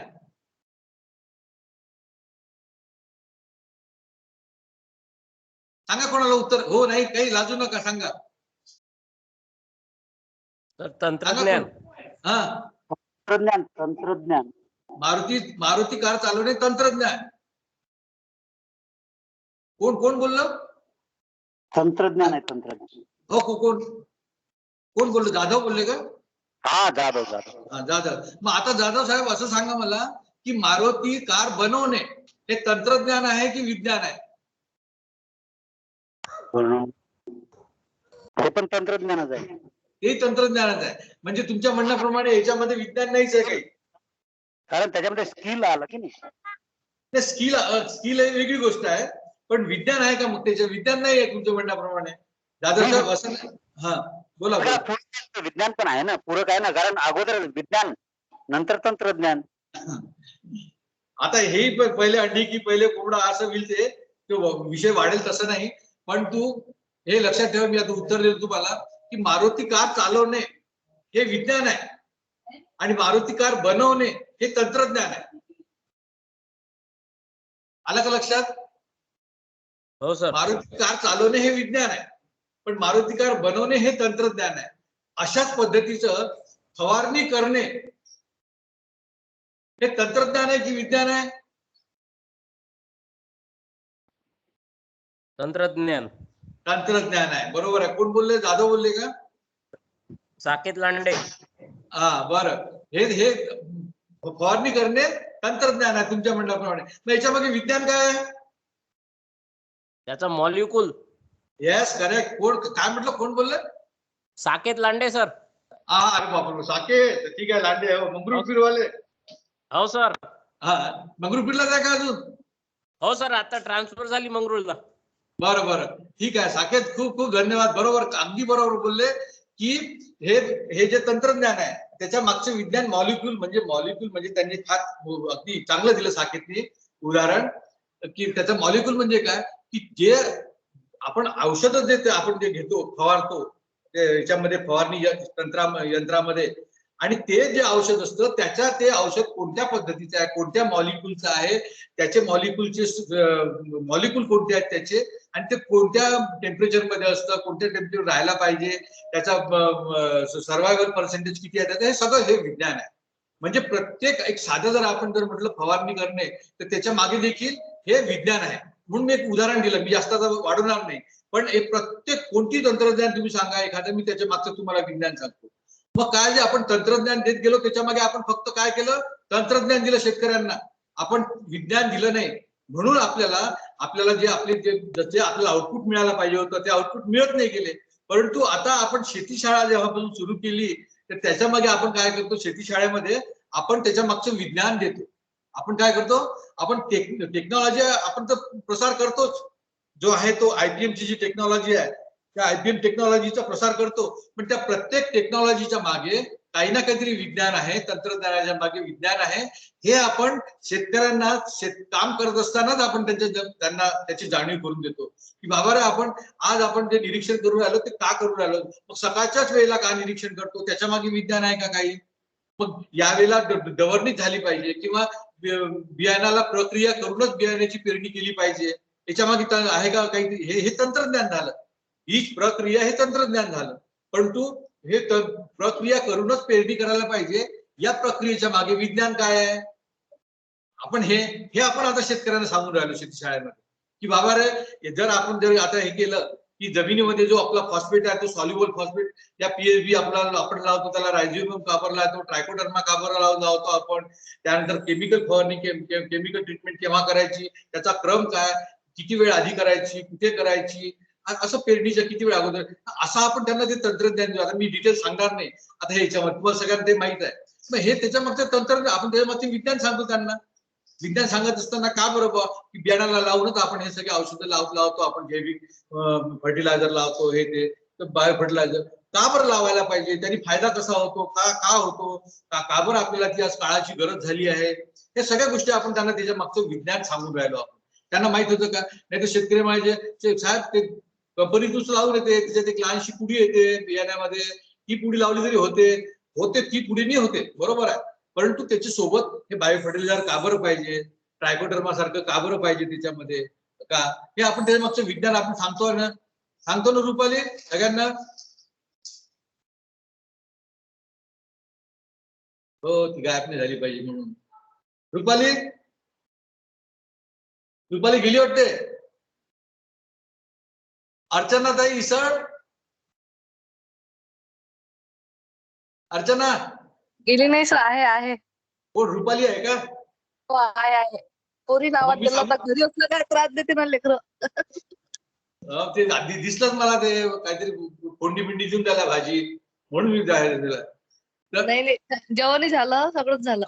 हा बरं, मग हे मी सांगू राहिलो बरोबर आहे ना. हे नाही तुमचा विषय मी सांगितलं, मुली जवळ गेले ते आता. नाही तंत्रज्ञानाच्या मागे विज्ञान असते, बरोबर आहे ना. हो. आणि ते विज्ञान आपण आता शेती शाळेत सांगतो ना. हो. हा, म्हणून आपल्याला त्याची आवश्यकता पडली की का बरं, की हा जो कन्सेप्ट आहे शेती शाळा, हा कन्सेप्ट आपल्याला या कन्सेप्ट मधली जी मेथोडॉलॉजी आहे, ही मेथोडॉलॉजी ही आपल्याला विज्ञान सांगत असताना फार आपल्याला सोयीस्कर शेतकऱ्यांच्या आवडीच्या विषयांनी, शेतकऱ्यांच्या कलेनी हा आपल्याला मांडायला अतिशय पद्धतशीर आपल्याला हे या मेथोडॉलॉजी मध्ये त्याचा चांगला फायदा होतो. म्हणून आपण ही शेतकऱ्यांची शेती शाळा आपण या ठिकाणी अंगीकारली आहे डिपार्टमेंटनी. हा, पण मी तुम्हाला एकदा परत सांगणार आहे की IPM अंतर्गतच आहे. मग आता शेती शाळा म्हणजे नक्की काय मित्र, मग आता नुसती आपण शेती शाळा पिकांमध्येच घेतली आहे का, मला सांगा. ही पिकांमध्येच घेतली आहे का आपण, नाही. मध्यंतरीच्या काळामध्ये तुम्हाला सांगतो की म्हणजे आजच्या याच्यामध्ये आता स्मार्ट सारखी बाळासाहेबांची योजना आली. पोखराव तर मॅक्झिमम काम शेती शाळेचंच आहे पोखरामध्ये, पण बाळासाहेब ठाकरे स्मार्ट योजना जी आली त्याच्यामध्ये पण तुम्हाला सांगतो मी की हे जे ग्रुप्स तयार आहेत, तुम्हाला सगळ्यांना ट्रेनिंग झालं असेल त्या ग्रुप्स मध्ये पण आपल्याला त्या ग्रुपचं आपल्याला शेती शाळा घ्यायची आहे आणि घेऊन राहिलो आपण. त्या ग्रुपची शेती शाळा घेऊन राहिलो की मार्केटिंगसाठी पण. त्याच्यानंतर जे आपले अलाइड डिपार्टमेंट आहेत, दुग्ध डेअरी आहे, त्याच्यानंतर तुमचे काय उत्पादन कोंबडी आहे, बकरी आहे, मग कलेक्शन आहे, जे काय अलाइड डिपार्टमेंट आपले सगळे ऍग्रिकल्चरचे, त्याच्यामध्ये आपण शेती शाळा घुसवली त्या पिकाची. आता रेशीम उद्योगामध्ये रेशीम उद्योगाची शेती शाळा चालू आहे, तुम्हाला माहित असेल रेशीम उद्योगाची. म्हणजे हा कन्सेप्ट एवढा आता वास झाला सगळ्या याच्यात की आता हा कन्सेप्ट याला की जर ज्या ठिकाणी डेअरी प्रॉडक्टचं उत्पादन जास्त होते ज्या गावामध्ये, त्या ठिकाणी आपण डेअरीची शेती शाळा घेऊन राहिलो. ज्या ठिकाणी कुक्कुटपालनाचा आहे, ज्या ठिकाणी मत्स्य व्यवसाय वाढलेला आहे, वाशिम जिल्ह्यामध्ये आपण त्या रिसोड तालुक्यामध्ये शेतकऱ्यांची मत्स्य व्यवसायाची आपण शेती शाळा घेतली 8 आठवड्याची. तुम्हाला माहिती असेल वाशिम जिल्ह्याचं कोणी असेल तर मत्स्य व्यवसायाची आपण शेती शाळा घेतली. म्हणजे इतका वास झाला तो अलाइड मध्ये झाला आणि ऍग्रिकल्चर मध्ये आहे. म्हणजे इतका चांगला तो कन्सेप्ट, खरोखर खूप चांगला कन्सेप्ट आहे. आणि स्वतःसाठीच नाही पण शेतकऱ्यांसाठीच नाही पण स्वतःसाठी जे 32 लोक तुम्ही जॉईन झाला, तुम्हाला सांगतो की स्वतःच्या प्रगती करण्यासाठी, स्वतःचे व्यक्तिमत्व विकास घडवण्यासाठी इतकी चांगली योजना आहे की मित्र तुम्हाला काय म्हणजे सांगतो की लोकांचं लक्ष आपल्याकडे जर वेधून घ्यायचं नाही मुद्दामून, परंतु जर ते ऑटोमॅटिक जर आपण त्या ठिकाणी आपलं ते शेती शाळामध्ये डिओशनने जर काम केलं, ऑटोमॅटिक लोकांचं लक्ष आपल्याकडे वेधलं जातं. एवढं सांगतो. तर मग आता नक्की शेती शाळा काय आहे, शेती शाळेची आवश्यकता का पडली आपल्याला, मी सांगितलं तुम्हाला. आणि की आपल्याला तंत्रज्ञानाच्या मागचं विज्ञान सांगायचं आहे. ते विज्ञान सांगत असताना आपल्याला मेथोडॉलॉजी कोणती ते नंतर तुम्हाला सांगतो. परंतु यामध्ये आपल्याला आता व्हॉट इज दी FFS काय आहे. The farmers field school is basically commodity based and practical oriented field study program. मी तुम्हाला आधीच सांगितलं की practically oriented field study program. Practically म्हणजे कोणता, सीड टू सीड, म्हणजे सीड लावण्यापासून तर सीड निघेपर्यंत, म्हणजे कापसाचं बियाणं लावण्यापासून तर कापूस येईपर्यंत, सोयाबीनचं बियाणं लावण्यापासून तर सोयाबीनच्या शेंगा येईपर्यंत, अशी आपल्याला ही प्रॅक्टिकल ओरिएंटेड प्रोग्राम आपल्याला. मग आता मग याच्यामध्ये काय की सीड आपल्याला कशात लावतो आपण, मातीमध्ये, शेतामध्ये. मग त्याची जी मातीमध्ये लावतो, मग ती माती कशी पाहिजे, त्या मातीमध्ये काय घटक असतात, इथून आपल्याला त्याचा अभ्यास करायचा आहे. ते मातीचं आरोग्य कसं राहिलं पाहिजे, इथून जो आपल्याला त्याचा अभ्यास करायचा आहे ते अगदी थेट पोस्ट हार्वेस्ट टेक्नॉलॉजी पर्यंत. आता ते मी तुम्हाला उद्याच्या सांगतो सगळं ते पोस्ट हार्वेस्ट टेक्नॉलॉजी मध्ये आपल्याला की पोस्ट हार्वेस्ट जास्तीत जास्त भाव मिळण्यासाठी पोस्ट हार्वेस्ट टेक्नॉलॉजी मध्ये काय काय आपल्याला करायचं इथपर्यंत आपल्याला त्या शेती शाळेमध्ये, याला म्हणतात field oriented, practical oriented field study programme याला म्हणतात. Typical FFS will have 25 farmer opportunity for the farmers to learn together. आता याच्यामध्ये तुम्हाला माहिती आहे कुठे 25 आपल्या योजनेप्रमाणे कधी 30 येतात, कधी 20 असतात. तो एक भाग वेगळा आहे. ते रिस्पॉन्डंट किती असतात ते योजनेप्रमाणे पैसा असतो तसा ते रिस्पॉन्डंट असतात. कालावधी किती आहे त्याच्यावरही रिस्पॉन्डंट अवलंबून आपले तेही असतात सगळे. आणि त्याच्यानंतर पण याच्यात अपॉर्च्युनिटी काय आहे की मित्र हो, तुम्हाला माहित असेल प्रत्येक गावामध्ये, माझ्यापेक्षा तुम्ही पण सगळ्या गावामध्ये गेलेले आहात, मलाही त्याचा अनुभव आहे की कोणीही म्हणजे आपल्या बाजूचा जो शेतकरी आहे, आता आपणही शेती करतो, आपणही शेती करत असताना आपणही दुसऱ्यालाही बोलवत नाही, सांगत नाही. आणि त्याचा आपल्या पेरणी करताना आपणही विचार घेत नाही त्याचा, तोही माझा घेत नाही, आपला घेत नाही की बा आपण काय पेरायला पाहिजे, आज आपल्याला मागच्या वर्षी काय अडचणी आल्या, पुरामुळे कशा झाल्या, पाण्याची गॅप पडली आपल्याला तर कशा अडचणी आल्या होत्या. असं आपण दोन शेतकरी एका जागी येऊन कधी असा विषय रंगवत नाही आणि कधी बसत नाही. आणि एक तर ती एक गोष्ट. दुसरी गोष्ट म्हणजे गावामध्ये तर विचारूच नका की बाबा शेतकऱ्यांची मीटिंग होऊन राहिली, आपसामध्ये चर्चा करून राहिले, बसून राहिले, काही ठरवून राहिले, असं काही असं चित्र मी तरी पाहिलं बाबा. पण आता तुमच्या काळामध्ये असेल तर मला माहित नाही. परंतु याचा अपॉर्च्युनिटी शेतकऱ्यांना या शेती शाळेमध्ये अशी झाली, आपण घेऊन राहिलो त्यांना या शेती शाळेमधून मिळणार आहे की farmers to learn together using interesting hands of methods of discovery learning. म्हणजे शेतकरी एकत्र होऊन राहिले, एकत्र येऊन जो अभ्यास करून राहिले, जो तो अभ्यास कोणत्या पद्धतीचा डिस्कव्हरी बेस.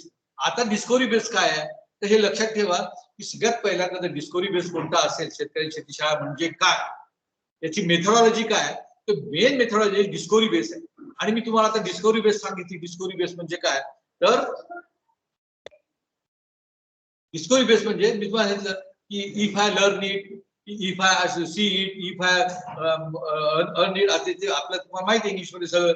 मी जर डोळ्यांनी पाहिलं तर काय होते, कानाने ऐकलं तर काय होते, मी हाताने केलं तर काय होते, माझा कॉन्फिडन्स कसा वाढतो, माझा आत्मविश्वास कसा वाढतो, हे कशामुळे, हे डिस्कव्हरी बेस. डिस्कव्हरी बेस म्हणजे काय, आपल्याला की शास्त्रज्ञ डिस्कव्हरी शब्द आला म्हणून संशोधक नाही व्हायचं आपल्याला.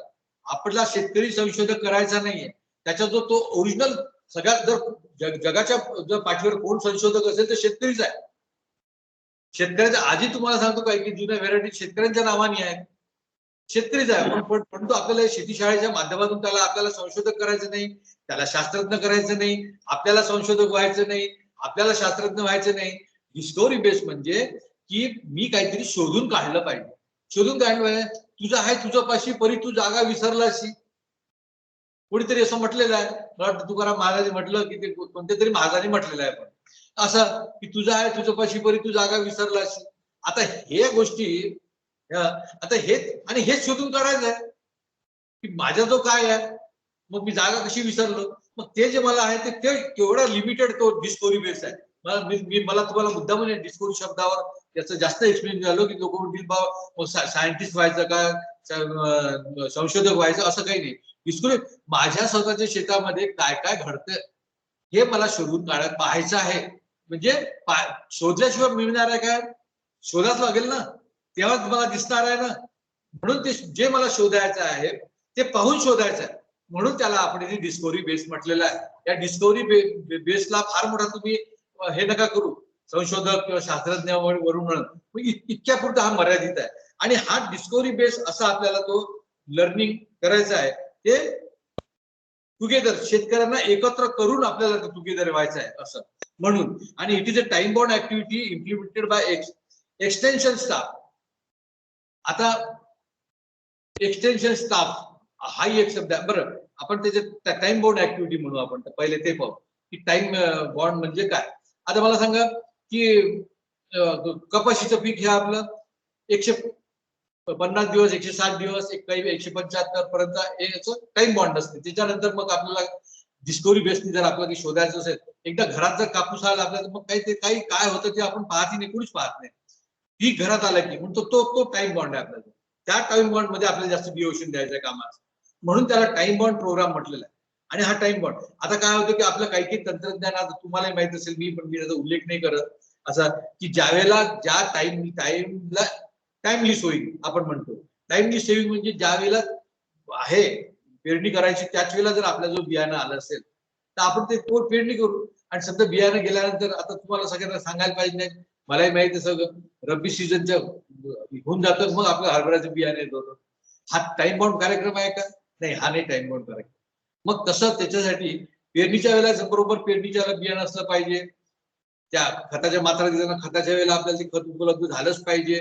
मग त्यासाठी मग ते टाइम स्टेप बाय स्टेप त्याच्यावर आपण नंतर येऊ, पण टाइम बॉन्ड याला म्हणतात आपण. म्हणून हा टाइम बॉन्ड प्रोग्राम असा हा टाइम बॉन्ड प्रोग्राम आहे. मग टाइम बॉन्ड ऍक्टिव्ह आणि तशातल्या टाइम बॉन्ड ऍक्टिव्हिटी पण आहे. आता प्रत्येक टाइम बॉन्ड ऍक्टिव्हिटी कशा तुम्ही म्हणाल की आता याच्यातलं आपलं कोणत्याही पीक घ्या, उदाहरणार्थ कापूस घ्या, सोयाबीन घ्या, कोणतेही घ्या तुम्ही, की त्याच्यात स्टेजेस असतात. त्याच्यामध्ये मग क्रिटिकल स्टेजेस येतात, व्हेजिटेटिव्ह फेज आहे, फ्लॉवरिंग स्टेज आहे, फ्रुटिंग स्टेज आहे.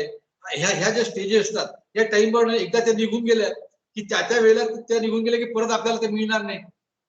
मग त्याच पिरियडमध्ये आपल्याला जे काय करायचं आहे, आपल्याला डिस्कवरी बेस करून आपल्याला आपलं त्याचे तंत्रज्ञान करायचं आहे, राबवायचं आहे. त्या तंत्रज्ञानामागचं विज्ञान आपल्याला तेव्हाच पाहायला मिळणार आहे ना. म्हणून हा टाइम बॉन्ड प्रोग्राम, म्हणून हा डिस्कवरी प्रोग्राम. मग इतर IPM मध्ये आपण असं करतो का? आपण नाही. शेतकऱ्यांना म्हणत होतो आपण हे घेऊन जा, हे ज्वारीची बॅग घेऊन जा, हे युरियाचा पोतं घेऊन जा आणि हे 200 ml औषधाचं घेऊन जा. हे दिलं आम्ही इनपुट त्यांना की तेच पेरणी करायचे, तेच करायचे. मग इथे आपल्याला सगळा विचार करायचा आहे. काय करायचं आहे आपल्याला विचार का? की सगळ्या टाइम बॉन्ड प्रोग्राम आहे. टाइम बॉन्ड प्रोग्राम मध्ये सगळं आपल्याला साधून घ्यायचं आहे.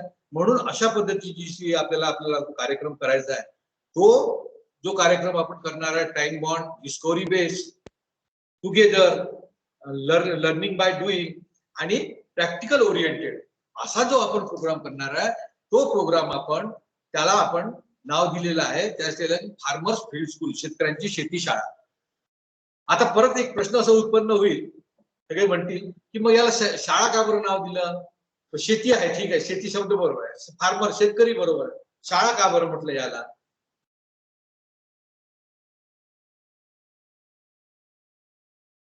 हे दिलं प्रश्न. जर आपण प्रोग्राम करून आलो तर आपण काय म्हणतो, घोंगडी कोणती चावडी बैठक, कुठे घोंगडी बैठक, तर कुठे नाव दिले आपण अशी त्याला की शिवार फेरी. पण अशी शाळा कुठे शब्द नाव होता का?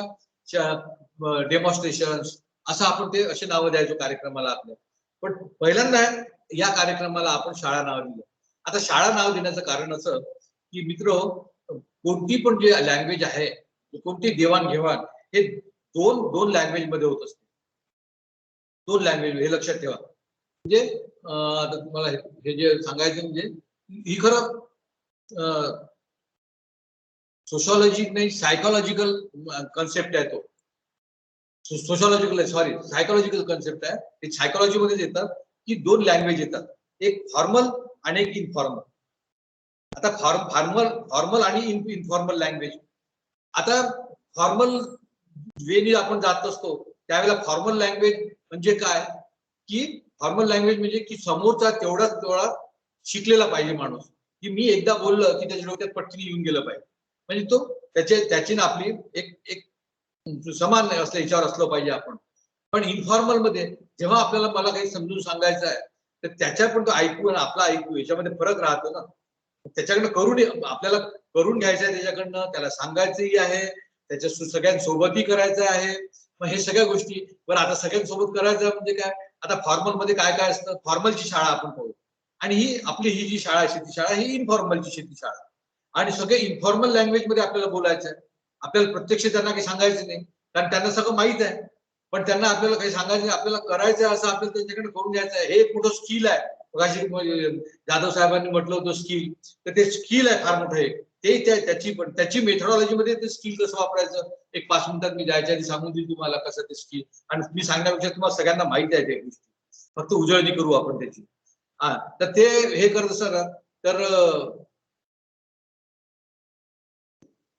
उदाहरणार्थ आता इन्फॉर्मल आणि फॉर्मल शाळा. फॉर्मल शाळा कशी असते की त्याला 4 भिंती असतात, एक छप्पर असतं, त्याच्यातले इन्फ्रास्ट्रक्चर बेंच असतात, डेस्क असतात, फळा असतो, खडू असतो, कॉम्प्युटर असतात, त्याच्यानंतर तुमचं त्या सगळ्या गोष्टी इन्फ्रास्ट्रक्चर सगळे असतात, वही पेन वगैरे. त्याला शिकवायला जो मास्तर येतो तो मास्तर येतो, त्याचा जो सिलेबस तयार असतं, त्याचं जो पुस्तक असतं त्या पुस्तकातलं सिलेबस तयार असतं. आणि हेच पुस्तकं विद्यार्थ्यांजवळ समोर बसले असतात, जो रिस्पॉन्डंट आहे जे विद्यार्थी त्यांच्याजवळ असतो, त्यांच्याजवळ ते पुस्तक असतं. फक्त या शिक्षकाला काय करावं लागतं की आज प्रेझेंटी झाली की आज आपल्याला पान क्रमांक 54 वर जे आपल्याला धडा आहे या धड्याचा अभ्यास करायचा आहे, किंवा या आजचं जे फिजिक्सचं पुस्तक आहे किंवा गणिताचं ते आपल्याला गणितामध्ये पायथागोरस सिद्धांत आपल्याला शिकायचा आहे. त्यांचं जो पुस्तक आहे, माझ्या जो शिक्षकाचा पुस्तक आहे, तो फक्त त्यातले काय जे सूत्र तो फळ्यावर सांगून देईल, समजून सांगेल, आणि ते पाहणार नाही समोरच्याला समजलं की नाही समजलं. त्याची वेळ झाली की तो चालला जाईल काय, तो काही त्याच्यात पाहणार नाही की शेतकऱ्याला समजलं आहे की नाही समजलं आहे, समोरच्याला काय नाही. पण त्याच्या अगदी अपोज मध्ये इथे आपल्याला जे हे आहे इन्फॉर्मल मध्ये, एक तर आपला जो भिंती नाही याला शेतामध्ये आपण करणार आहे, आणि तो गेट म्हणजे टुगेदर एकत्र होऊन असं बसणार आहे. ते शेतामध्ये आहे, त्याला भिंती नाही, इन्फ्रास्ट्रक्चर काही नाही, सिलेबस नाही, पुस्तकं नाही. सिलेबस आपल्याला शेतकऱ्यांच्या संबंधितातून आपल्याला ठरवायचा आहे तो कोणतं पीक पेरणार आहे. मग आपल्याला त्या पीक पेरल्यावर त्याच्यावरचं प्रत्येक स्टेजच्या वेळेला आपला त्यानुसार त्यावेळेला त्याचं सिलेबस तयार होणार आहे. ते सिलेबस झाल्यानंतर ते सिलेबस आपल्याला इन्फॉर्मल वेनी त्यातलं जे त्याच्या मागचे जे तंत्रज्ञान आहे, त्या तंत्रज्ञानाच्या मागचं जे विज्ञान आहे ते आपल्याला इन्फॉर्मल वेनी त्यांच्या डोक्यामध्ये आहे की बाबा रे हे असं का होते की पेरल्यानंतर जर कापसाच्या पेरणी झाल्या, टोबलो आपण, त्याच्यानंतर जे 2 पानं येतात कॉटिलिडॉन, ते 2 पेरल्यानंतर कॉटिलिडॉन ते इतके दिवस असतात पण शेवटपर्यंत राहतात. त्याच्यानंतर सिम्पोडिया म्हणजे काय, फळफांदी म्हणजे काय, मग ती फांदी येते प्रत्येक वेळेला एकच पान का राहते, त्याला इथेच बरोबर ते पाती का लागते, ते सगळं त्याच्या मागचं विज्ञान आपल्याला समजून सांगायचं. सगळं विज्ञान आपल्याला समजून सांगायचं आहे. मग हे सांगत असताना मग आपल्याला कुठेतरी आपल्याला इन्फॉर्मल वेनी जाणार आहे ना, आणि मुख्य उद्देश आपला डिस्कवरी बेस राहणार आहे. डिस्कवरी बेसनी लर्निंग बाय डुईंग करून आपल्याला डायरेक्ट उत्तर द्यायचं नाही. आपण आजपर्यंत डायरेक्ट उत्तर भाषण खूप केले आपण, पण इतके भाषण करून कोणालाच राशन मिळालं नाही आणि कोणाचाच काही आपल्या उत्पन्नात वाढ झाली नाही. पण आजच्या घडीला तुम्ही पाहत असाल 99 सालापासून आता हळूहळू आपण की लोकांच्या याच्यामध्ये उत्पन्नामध्ये जे पोस्ट हार्वेस्ट टेक्नॉलॉजी, आता तुम्ही काल परवा तुम्ही अकोला जिल्ह्यातल्या त्या मधुकरराव देशमुखचं तुम्ही किती रुपये 1 करोड रुपये कमवले बियाण्यामध्ये, ऐकलं असेल तुम्ही टीव्हीवर सगळ्यांनी, आणि व्हॉट्सअपवर खूप व्हायरल होऊन राहिलं, ऐकलं असेल. आता व्हॉट्सअपवर तुम्ही खूप ग्रुपमध्ये आहे, म्हणजे आता आजच्या घडीला व्हॉट्सअपवर आपलं LBB म्हणजे डाबलं मावा खाताना जे चित्र आहे ते इतकं व्हायरल होऊन राहिलं या 3-4 दिवसात. माझं पण आहे, मी तुम्हाला दाखवतो ते की ते इतकं बाहेर होऊन राहिलं, केव्हा मला म्हणजे त्याचं नवल वाटून राहिलं मला, की दाबल्यासारखं ते लोकांना आता म्हणजे नवल असं वाटून राहिलं मला की जे लोक रिटायर झाले ना त्यांना त्याच्यामध्ये त्याच्यात खूप उत्सुकता, अरे बापरे असं करून ते स्वतः प्रत्येक ग्रुपवर टाकून राहिले, इंडिव्हिज्युअल टाकून राहिले. तुमच्या कोणत्या ग्रुपवर आलं असेल LBV प्रत्यक्ष मावा खाताना आलाय का, कोणी पाहिलाय का? इतक्यात 2-3 दिवसाला खूप व्हायरल होऊन राहिलाय. नाही सर नाही. पाहिलाय, बघितलं सर आम्ही, बघितलं ना? हा आता शेती शाळेमध्ये वाटत. हा, तर मला त्याचं इतकं नवल वाटलं की दिवसानंतर हे इतकं म्हणजे जे चांगले चांगले कृषी अधिकारी. हा बोला बोला, पाहिलं ना? हो, नाही मला सांगायचं याच्या मागचं इडोळे आहे की आपल्या आता जे काही कृषी अधिकारी रिटायर झाले, काही कोणी याच्यात होते, सीड सर्टिफिकेटला होते, कोणी ऑफिसमध्ये होते, कोणी आपल्या खात्या आपल्या डिपार्टमेंटला होते, असे आपले सगळे कृषीचे ते लोक इतके व्हायरल करून राहिले की ते म्हणजे आम्ही आमच्या शेतामध्ये पाहिलं नाही असं कधी. हा इतका चांगला व्हिडिओ असा, अरे बाबा म्हटलं आम्ही आता त्यांना सांगा इतका, आपल्याला ते पाहिल्यावर काही वाटत नाही. आपण प्रत्यक्ष पाहिलेलं आहे, त्याचं फिडिंग पर्सेंटेज आपण काढलेलं आहे. सर आम्ही ते ट्रेनिंगला असताना ते स्वतः केलेलं आहे. हा तेच ना, आपण केलं आहे ते, त्यामुळे आपल्याला त्याचं काही वाटत नाही. मला सांगायचं तेच आहे त्याचं की लर्निंग बाय डुईंग असं करत असताना त्याचा इतका आनंद होतो लोकांना. आणि हे त्याच्यातून आपल्या शेती शाळेमध्ये, शेती शाळा म्हणजे काय नक्की, आणि हे त्याचं आपल्याला सिलेबस मध्ये ऍड करावं लागतं. आपल्याला जो रेडी सिलेबस नसतं, मग हे आपल्याला ऍड करावं लागतं. म्हणजे मग आता हा जर मावा खाऊन आला म्हणजे हा मित्र किडीत पक्का झाला आहे शेतकऱ्याला, आपल्याला त्याची जाणीव करून दिली आपण की हा आपला शेतकरी झाला आहे म्हणून. बिलकुल असं आहे ना, आपण त्याला ही पद्धत आहे याच्यामध्ये, आणि ही पद्धत, आणि त्याला शेतकऱ्यांची शेती शाळा म्हणतात. मग शेतकऱ्यांची शेती शाळा म्हणजे काय की it is the oriented field study programme, discovery based, त्याची मेथॉडॉलॉजी काय आहे, डिस्कवरी बेस्ड लर्निंग, टाइम, त्याच्यानंतर time bound programme activity implemented by extension staff. मला एक्सटेन्शन स्टाफ बद्दल बोलायचं आहे. मला एक्सटेन्शन स्टाफ म्हणजे जो एक्सटेन्शन करतो तो सगळा, परंतु पर्टिक्युलरली तुम्हाला आपण म्हटलं की आपण जे टीओ केलेलं आहे त्यात फॅसिलिटेटर, तर एक्सटेन्शन स्टाफ मध्ये मग कृषी अधिकारी असो, कृषी पर्यवेक्षक असो, कृषी सहाय्यक असो, पंचायत समितीचा एक्सटेन्शन ऑफिसर असो, की बाहेरचे आपण जे घेतलेले एक्सटेन्शन स्टाफ मध्ये कॉन्ट्रॅक्ट बेसिसवर असो, या लोकांना आपण एक्सटेन्शन स्टाफ जरी म्हटलं, पण जोपर्यंत हे ट्रेन करत नाही आणि यांचं रूपांतर आपण फॅसिलिटेटर मध्ये करत नाही, तोपर्यंत शेती शाळाचा जो आपल्याला एंड रिझल्ट मिळाला पाहिजे, चांगला एंड रिझल्ट मिळाला पाहिजे, तो मिळणं अशक्य आहे. आपण लोकांनी टीओएफ केलं, माझ्या मताशी तुम्ही सहमत असाल सगळे की यावेळेला आपल्याला तुम्ही की जर आपण facilitator, what is the difference between facilitator, teacher, demonstrator किंवा एक्सटेन्शन वर्कर आहे, याच्यातलं आहे ना. जर तुम्ही जर त्याचा अभ्यास कराल तुम्हाला तर त्याचे चांगले, प्रत्येकाने जर आता तुम्ही 32 लोक आहे, प्रत्येक जण एक जरी तुम्ही पॉईंट काढला difference between facilitator and extension worker, difference between teacher and facilitator, तर 32 पॉईंट निघतील. आता आपण काढले, आपला जो वेळ नाही एवढा, एवढे जर काढले तर आपण मग असे जर आपण काढायचा आम्ही प्रयत्न केला, आपण जवळजवळ 38 असे पॉईंट आहे आपल्याला की ते डिफरन्स बिटवीन दोघांमध्ये तो आपल्याला डिफरन्स काढता येतो. Difference between FFS, difference between facilitator and teacher, difference between demonstrator and teacher, असे प्रत्येकाचे. आणि ते तयार केलेले आहे, लिटरेचर आहे तुमच्या जो पण असेल, आपण GF मध्ये घेतले होते ते सगळे, तर त्यामुळे त्याच्यात काही जास्त वेळ घालत नाही. मग हा जो आपल्याला डिफरन्स आपण पाहतोय, हा डिफरन्स पाहत असताना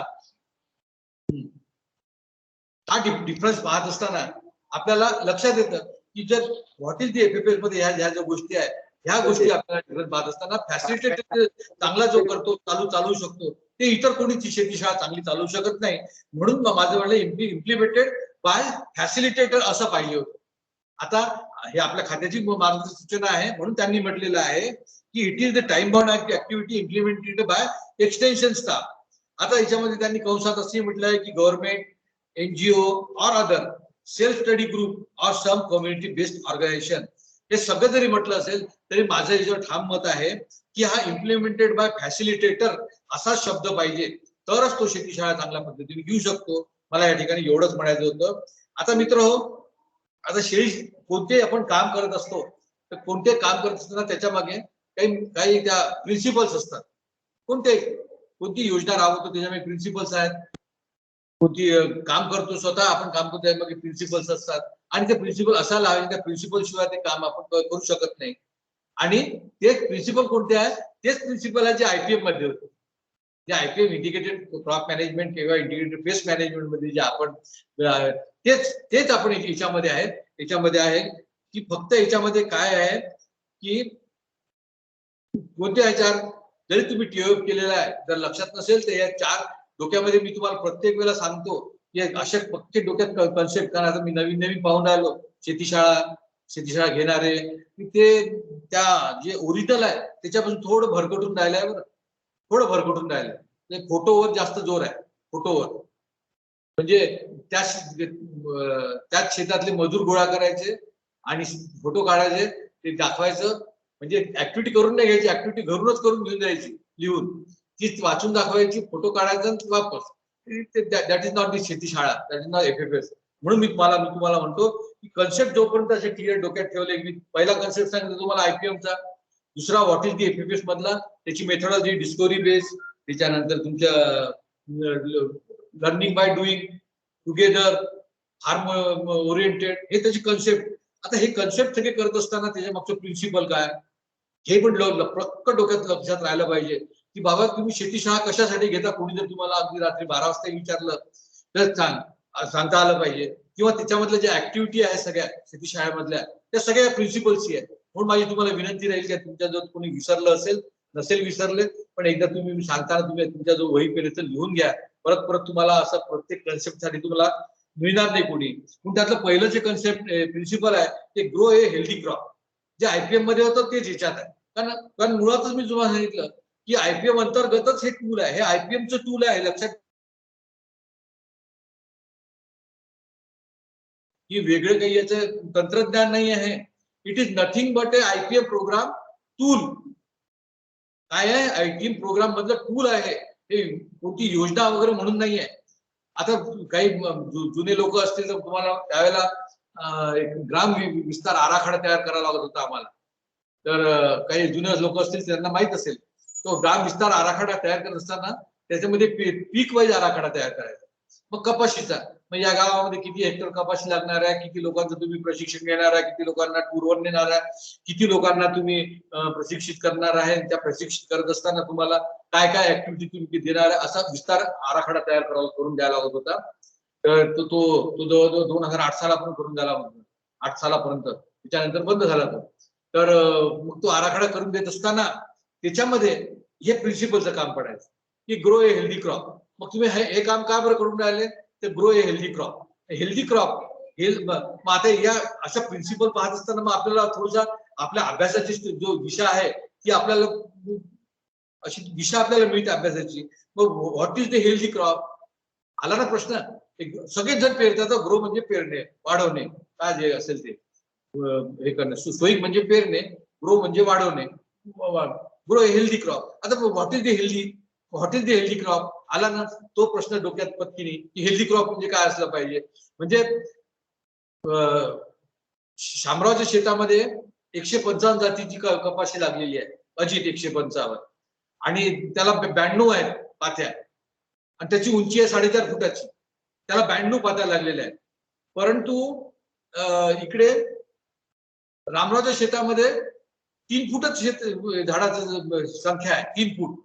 परंतु त्याला पात्या आहेत 60 आणि ते आहे पिकेवीची ती समजा व्हेरायटी. मग आता पिकेवीची ती व्हेरायटी त्याला 52 बोंड आहे, याला 92 बोंड आहे. मग कोणतं हेल्दी क्रॉप आहे, कशावर ओळखायचं आपण, हा असा आपल्या डोक्यामध्ये एक लर्निंग बाय डुईंगच्या याने आपल्याला आलं की what is the healthy crop. मग यातलं कोणतं हेल्दी क्रॉप होईल. आता हेल्दी क्रॉप कोणते होईल, 4.5 फूट आहे म्हणून हेल्दी होईल का, नाही. या दोन मधलं जे जास्त आपल्याला कापूस देईल, ज्या बोंडाचं वजन कापसाचं जास्त राहील ते आपल्याला हेल्दी क्रॉप झाला. झाडाच्या उंचीवर, व्हेजिटेशनवर, फ्लावरवर, फ्रुट्सवर अवलंबून आहे हेल्दी क्रॉप. त्याचं फ्रूट कसं येतं त्याच्यावर अवलंबून आहे हेल्दी क्रॉप. असं तो किती सस्टेंड आहे, ते झाड आपण किती सस्टेन केलं, की 52 पाती धरून ठेवायसाठी ते झाड किती सस्टेंड आहे, किती ताकदीने ते झाड उभं आहे आपल्या जमिनीमध्ये. आपण त्या पद्धतीने आपली शेती केली आहे तशीच ते त्याला म्हणतात हेल्दी क्रॉप. म्हणून एक मी तुम्हाला सांगतो की हे त्याचं प्रिन्सिपल आहे. परत सांगतो, ग्रो हेल्दी क्रॉप. दुसरा प्रिन्सिपल आहे, हे मी काबर समजलं तुम्हाला की असा आपण अभ्यास करायचा. मित्र हो, तुम्ही सगळेजण म्हणजे माझे सगळे सहकारी आहे, मित्र आहात, म्हणून तुम्हाला मी तळमळी सांगतो की अशा पद्धतीने अभ्यास केला ना की आपला कलदार कुठेही पण तालुक्याच्या ऑफिसमध्ये असो की एसडीओ मध्ये बाहेरचा येऊ, एखादा लीडर येऊ, कोणासमोरही बोलायला बिलकुल काही हे नाही. आता मी माझे हे मला असं वाटतं शेअर करा, पण करत नाही, आत्मस्तुती होईल करायची नाही मला.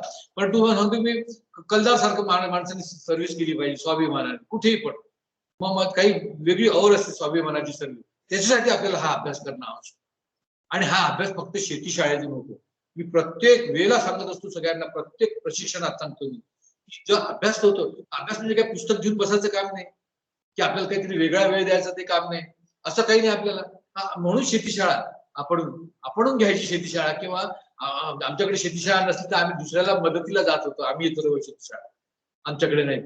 मग त्याच्यात आपला जो अभ्यास होतो ना तो काहीतरी एक वेगळाच होतो अभ्यास. काय कलदार बनून निघते माणूस असा अभ्यास. मला वाटतं ईश्वर साहेब, आमची इडोळी साहेब, चव्हाण, आमची रुपाली, हे या लोकांना मला माहिती आहे यांचं कसं खूप चांगल्या पद्धतीने हे केलेलं आहे यांनी. संतोष चव्हाण आमचा खूप चांगल्या पद्धतीने अभ्यास असे याच्यातून होतो. मला हे सांगायचं होतं. दुसरा प्रिन्सिपल कोणता आहे की कन्झर्व द नॅचरल एनिमी. आता कन्झर्व द नॅचरल एनिमी हा तर एक म्हणजे काय म्हणतात, लहानपणापासून आपल्याला एक संस्कार झालेला असतो. आपण समजा एखाद्या काय लहानपणी लहान असतो त्याला माशीला किंवा कातिकला मारायला जातो, घरचे नको रे नको, मारू नका मारू नको रे, त्याला त्याच्यात जीव आहे, त्यात असं सांगतात. आता मग या जगाच्या पाठीवरचा कोणत्याही योनीमधील किडा असो, प्राणी असो, मानव असो, सगळा हा एकमेकांना पूरक आहे. आणि एकमेकांना पूरक असल्यामुळे तो या जगाच्या पाठीवरचा त्याचं कुठेतरी काम आहे, तो फायद्याचा आहे कुठेतरी. मग तो विषारी साप असो की विषारी पाल असो, पण तेही लोक कामाचे आहे. हे जे जितकं बॅलन्स राहतं कशाचं, इकोसिस्टीमचं. आता मी तुम्हाला इकोसिस्टीम वगैरे इतकं खोलात घेऊन जाणार नाही, पण उद्या मी थोडीशी इकोसिस्टीम बद्दल सांगणार आहे, आज नाही सांगत. तर ते असं ते इकोसिस्टीम बॅलन्स ठेवायसाठी सगळ्यांचं काम असतं. मग आता इथे आपण काय म्हटलं की नॅचरल एनिमी, कॉन्झर्व, हे एकमेकावर पूरक आहे. मी शब्द वापरला तुम्हाला. मग कॉन्झर्व म्हणजे संरक्षण करणे, नॅचरल एनिमी म्हणजे नैसर्गिक शत्रू. आता निसर्गाचे जे शत्रू आहेत ते आपल्याला कॉन्झर्व करायचे कारण ते पूरक आहेत. आता उदाहरणार्थ आपण रात्री घरामध्ये ट्यूबलाईट लावतो, ट्यूबलाईट लावल्यावर त्याच्यावर किडे येतात, ती पाल लागेल त्या किडे खायला येते. म्हणजे नॅचरल एनिमी कोणती झाली, पाल झाली ना. उंदराच्या मागे मांजर धावते. आता उंदीरी पण त्रासदायक आहे, चांगलाही आहे, मांजरी त्रासदायक आहे, चांगली आहे, पण दोन्ही कशा आहे, नॅचरल नेचर मधले घटक आहेत. परंतु ते मांजर काय झाली त्यातली की नॅचरल एनिमी झाली. म्हणजे ती काय खाते, उंदीर खाते, म्हणून ती नॅचरल एनिमी झाली. म्हणून त्याला म्हणतात नॅचरल एनिमी, म्हणजे नैसर्गिक शत्रू, म्हणजे आपले मित्र. हे म्हणजे ते कन्झर्व करायचे, कन्झर्व द नॅचरल एनिमी. मी का बरं एवढं उहापोह केला, मी बरेच ठिकाणी एक कॉर्डिनेटर म्हणून जात असतो, कॉर्डिनेटर म्हणून. मग मी तिथे विचारतो त्यांना की बा तुम्ही नॅचरल एनिमी कोणते पाहिले किंवा नैसर्गिक शत्रू पाहिले का. मग तुम्ही नाही, तेही लक्ष देत नाही. मग मित्र पाहिले का, तेही लक्ष देत नाही. जे आज शेतीशाळा घेऊन राहिले ना त्यांना विचारा, तुम्ही नॅचरल एनिमी म्हणजे काय. मग तुम्ही शेतकऱ्यांना सांगता का नॅचरल एनिमी म्हणजे काय, एखादा पकडून दाखवता का. मग याच्यात काय दाखवलं तुम्ही आतापर्यंत. नॅचरल एनिमी आणि त्याचे अगदी गोंधळून जातात. मित्र कीड म्हटलं, नॅचरल एनिमी म्हटली, गोंधळून जातात. म्हणून असे काही की मी हे उदाहरण तुम्हाला दिले की आपलं कन्सेप्ट क्लिअर करणं मस्ट आहे, बिलकुल मस्त आहे, बिलकुल. Natural enemy. आता कृषी सेवा केंद्रांचे आम्ही प्रशिक्षण घेतले 52 आठवड्याचे. आता तिसरी बॅच सुरू आहे सध्या. तर त्यांना काही याची मतलब होतं का, पण त्यांनी नॅचरल एनिमी म्हणजे काय, मित्रकीड म्हणजे काय, हे सगळे जेव्हा समजून सांगितलं ना तेव्हा त्यांना एवढा इंटरेस्ट आला, एवढा इंटरेस्ट आला. ते म्हणजे साहेब आता आम्हीच बरोबर सांगतो. आता खरोखर काही ठिकाणी वरुड, बोरशी, इकडे अंजनगाव, सुरजी, तुम्ही म्हणाल तर तुम्ही जाऊन पहा की खरोखर ते पहिलेपेक्षा त्यांची सर्व्हिस कशी चांगली जाते. कारण तो कन्सेप्ट त्यांचा नॅचरल एनिमीचा फिट करून पाठवला आहे त्यांनी डोक्यातून की नक्की, नाही तर म्हणायचे आपले शेतकरी असं अजूनही शेतकरी असे येतात की किडे झाले, पिकावर कीड पडली, नक्की कोणती कीड पडली, कशी पडली, काय पडली हे कोणी सांगत नाही. पण आता तो त्याला सांगतो सेवा केंद्रावाला, असा किडे तो दाखवतो त्याला, असा किडा आहे का, असा येतो का, असा चालतो का, असं हे ज्या वेळेला तो सांगतो ना त्यावेळेला तशा पद्धतीने तो औषध घेऊन राहिला. कन्सेप्ट जेव्हा क्लिअर होतात त्या कन्सेप्ट जर मी तो सांगितलं. मग पहिले कोणतं पाहिलं आपण, ग्रो ए हेल्दी क्रॉप, दुसरं कंझर्व द नॅचरल एनिमी, तिसरं कंडक्ट रेग्युलर फील्ड ऑब्झर्वेशन. एक रोल प्ले नावाची एक एक्सटेन्शन मध्ये मेथड आहे. रोल प्ले मध्ये नितीश घाटोल, नितीश घाटोल, देखो मॅडम पहा काय, नितीश घाटोल, नितीश घाटोल आहे का आपले प्रशिक्षणार्थी? म्यूट करा. नितीश घाटोल,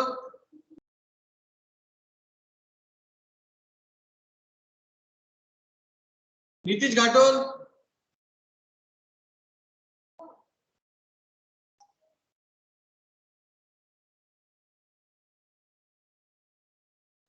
हा हा धन्यवाद.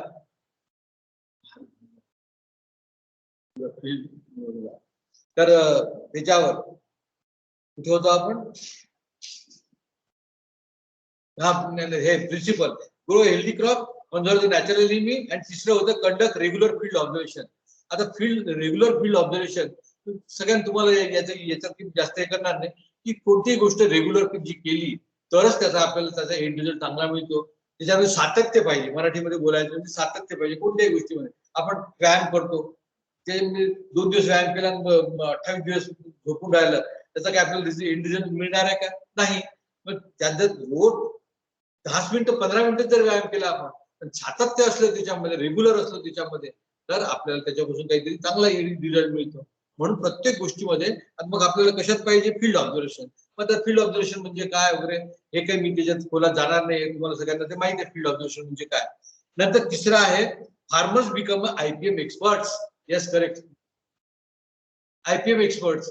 असं हा सगळ्यात महत्वाचा आहे. हे सगळ्या कशासाठी आपल्याला, मी तुम्हाला सांगितलं की आयपीएम मास आयपीएम जी आपली ऍक्टिव्हिटी होती राईट फ्रॉम 1985 पासून, मी जे तुम्हाला सांगितलं की ऍक्टिव्हिटी राबवत असताना आपण आपला तोच उद्देश होता की आपला फार्मर डिसिजन मेकर झाला पाहिजे, स्वतः तो एक्सपर्ट झाला पाहिजे. कशासाठी, कशामध्ये, त्याच्या स्वतःच्या कामामध्ये तो एक्सपर्ट झाला पाहिजे.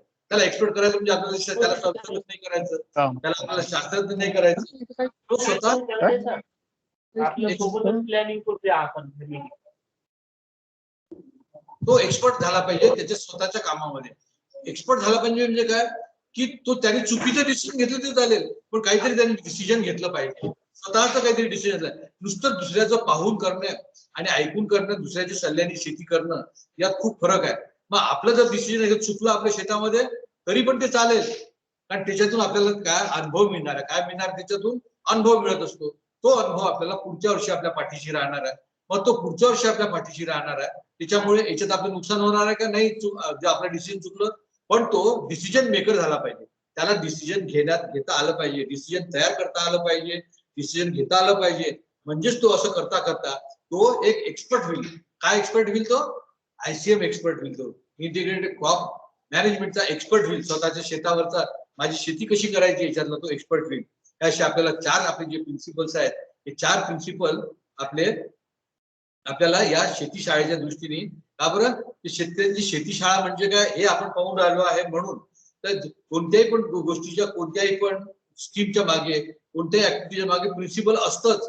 हे पण पक्का आहे. कुठे ना कुठेतरी आपण जसं तंत्रज्ञानाच्या मागे विज्ञान असते, तसं प्रिन्सिपल, असं कोणत्या तरी योजनेच्या मागे प्रिन्सिपल असतं. तर कोणी तुम्हाला म्हटलं की हे बघ कशासाठी करून राहिले तुम्ही शेती शाळा, तर हे प्रिन्सिपल पटकन सांगता आले पाहिजे. आणि हा पण कन्सेप्टच आहे.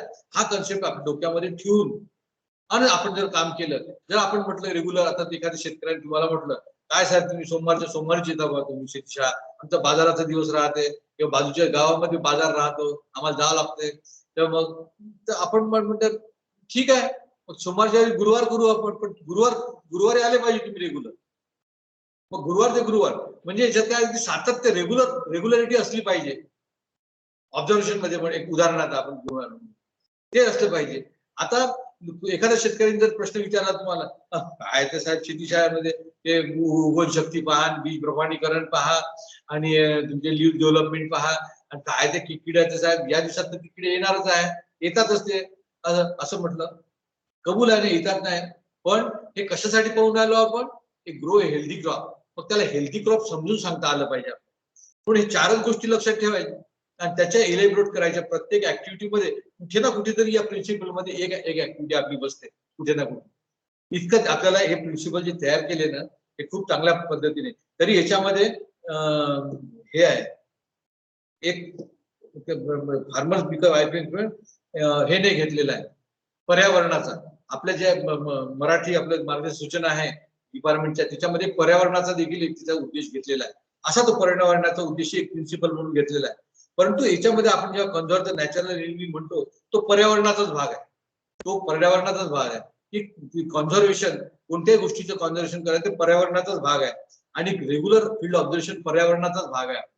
पर्यावरणामुळेच जे काय आपल्या इकोसिस्टीम मध्ये जे काय होतात ते. पण अशा पद्धतीचे जे 4 प्रिन्सिपल्स आहेत, हे 4 प्रिन्सिपल आपल्याला फार्मर्स फील्ड स्कूल मध्ये आपल्याला उपयोगात आहे. मग आपण काय पद्धतीचा इतिहास पाहिला, प्रस्तावना पाहिली, व्हॉट इज दी एफएफएस पाहिली, त्याच्यामधल्या त्याची मेथडॉलॉजी आपण डिटेल पाहणार आहे आता. परंतु तेही पाहिलं आपण डिस्कवरी बेस म्हणजे काय, टुगेदर म्हणजे काय, फील्ड ओरिएंटेड म्हणजे काय, त्याच्यानंतर टाइम बॉन्डेड कार्यक्रम काय आणि फॅसिलिटेटर काय, आणि याला शाळा का म्हटलं, शेती शाळा ते आपण म्हटलं. फॉर्मल आणि नॉन फॉर्मल एज्युकेशन त्यातला आपण पाहिलं डिफरन्स पाहिला की त्या शाळेमध्ये का बरं असतं, की हा आपल्याला सिलेबस कसं तयार करावं लागतं, हे स्किल आहे सगळं. म्हणून याच्यामध्ये आपण एक स्किल डेव्हलपमेंट म्हणजे म्हणून मी तुम्हाला सुरुवातीला जे सांगितलं की आपल्या स्वतःमधलं स्किल जे डेव्हलप करायचं आहे ते आपल्याला काही आता आपल्या प्रशिक्षणामध्ये सगळ्यांचेच नंबर लागत होते असं नाही, पण आपल्याला कुठेतरी शेतकऱ्यासमोर जाऊन आपलं स्वतःचं स्किल डेव्हलप करायसाठी काहीतरी आपल्याजवळ असलं पाहिजे, आयडिया कन्सेप्ट आपले क्लिअर असले पाहिजे. म्हणून मी एवढा जोर देऊन आलो. म्हणून ही शेतकऱ्यांची शेती शाळा म्हणजे काय आहे, it is nothing but A concept of IPM. पण कन्सेप्ट ऑफ आयपीएम जेव्हा म्हणतो तो कन्सेप्ट काय आहे, तो फक्त या प्रिन्सिपल मध्ये आपण घेत पाहिलेला. या प्रिन्सिपल मध्ये तो आयपीएमचा कन्सेप्ट आहे आणि हाच आपला डिपार्टमेंटचा पाया होता पहिलेपासूनच. आणि हाच पाया आपण आता या आयपीएम जे टूल, मी मुद्दामून शब्द वापरून आलो की it is आयटीएम tool.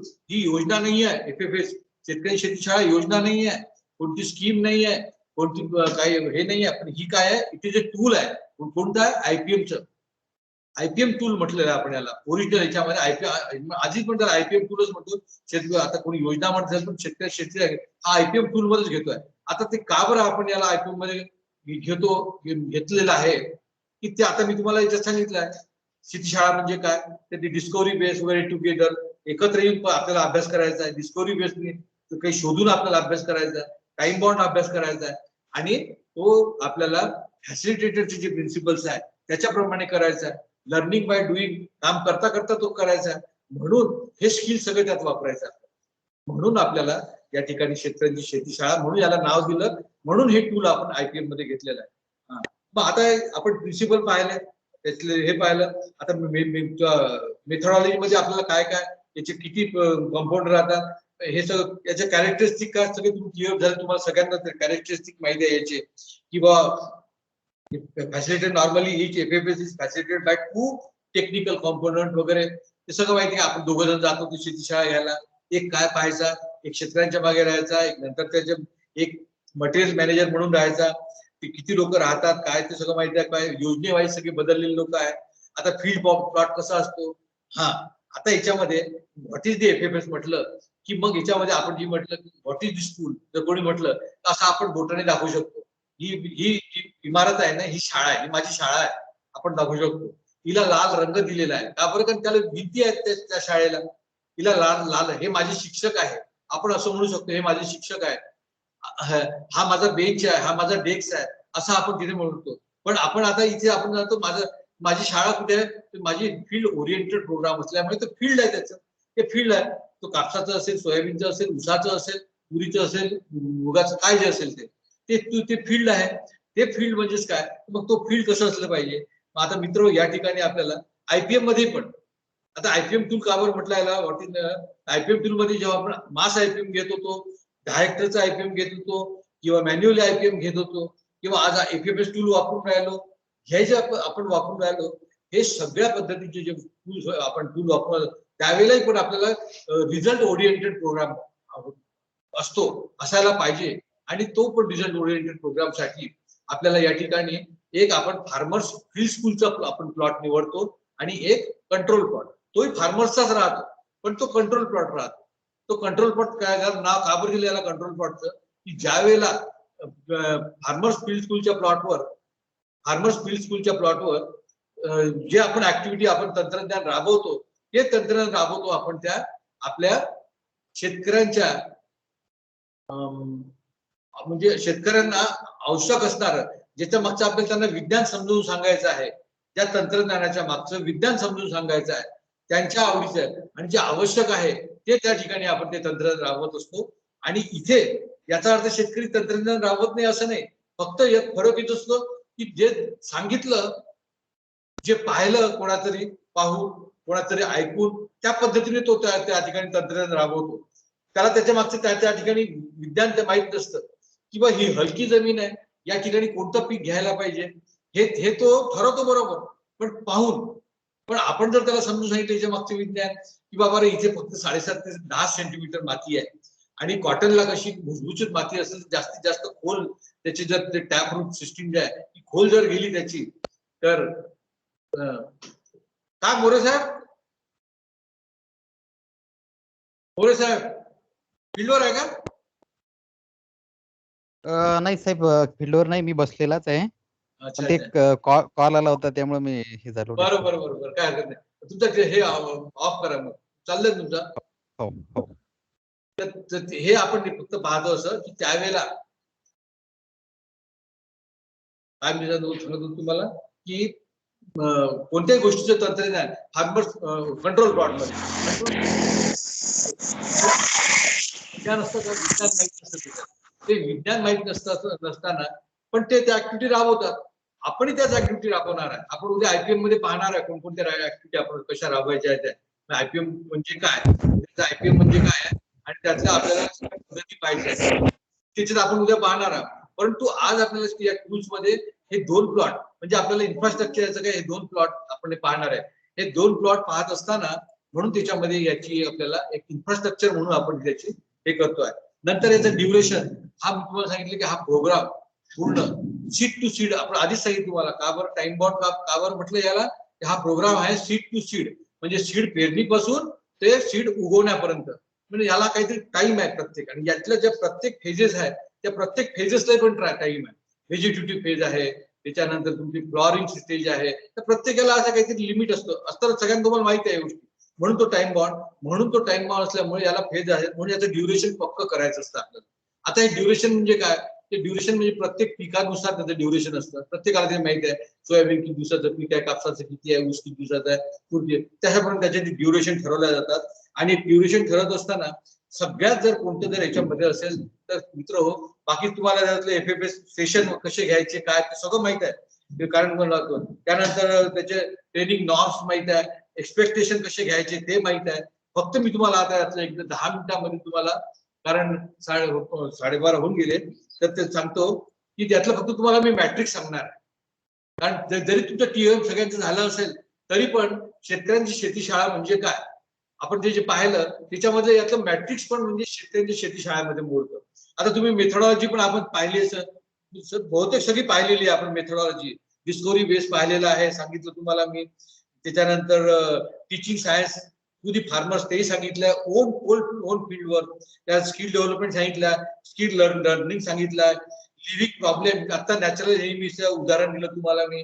Training curriculum is based on local needs, मी तुम्हाला सिलेबस कसं तयार करायचं ते सांगितलं की का बरं आपण शेतकऱ्यांच्या आवडीचा तिथे लोकल नीड्स काय आहे ते त्याच्यावर.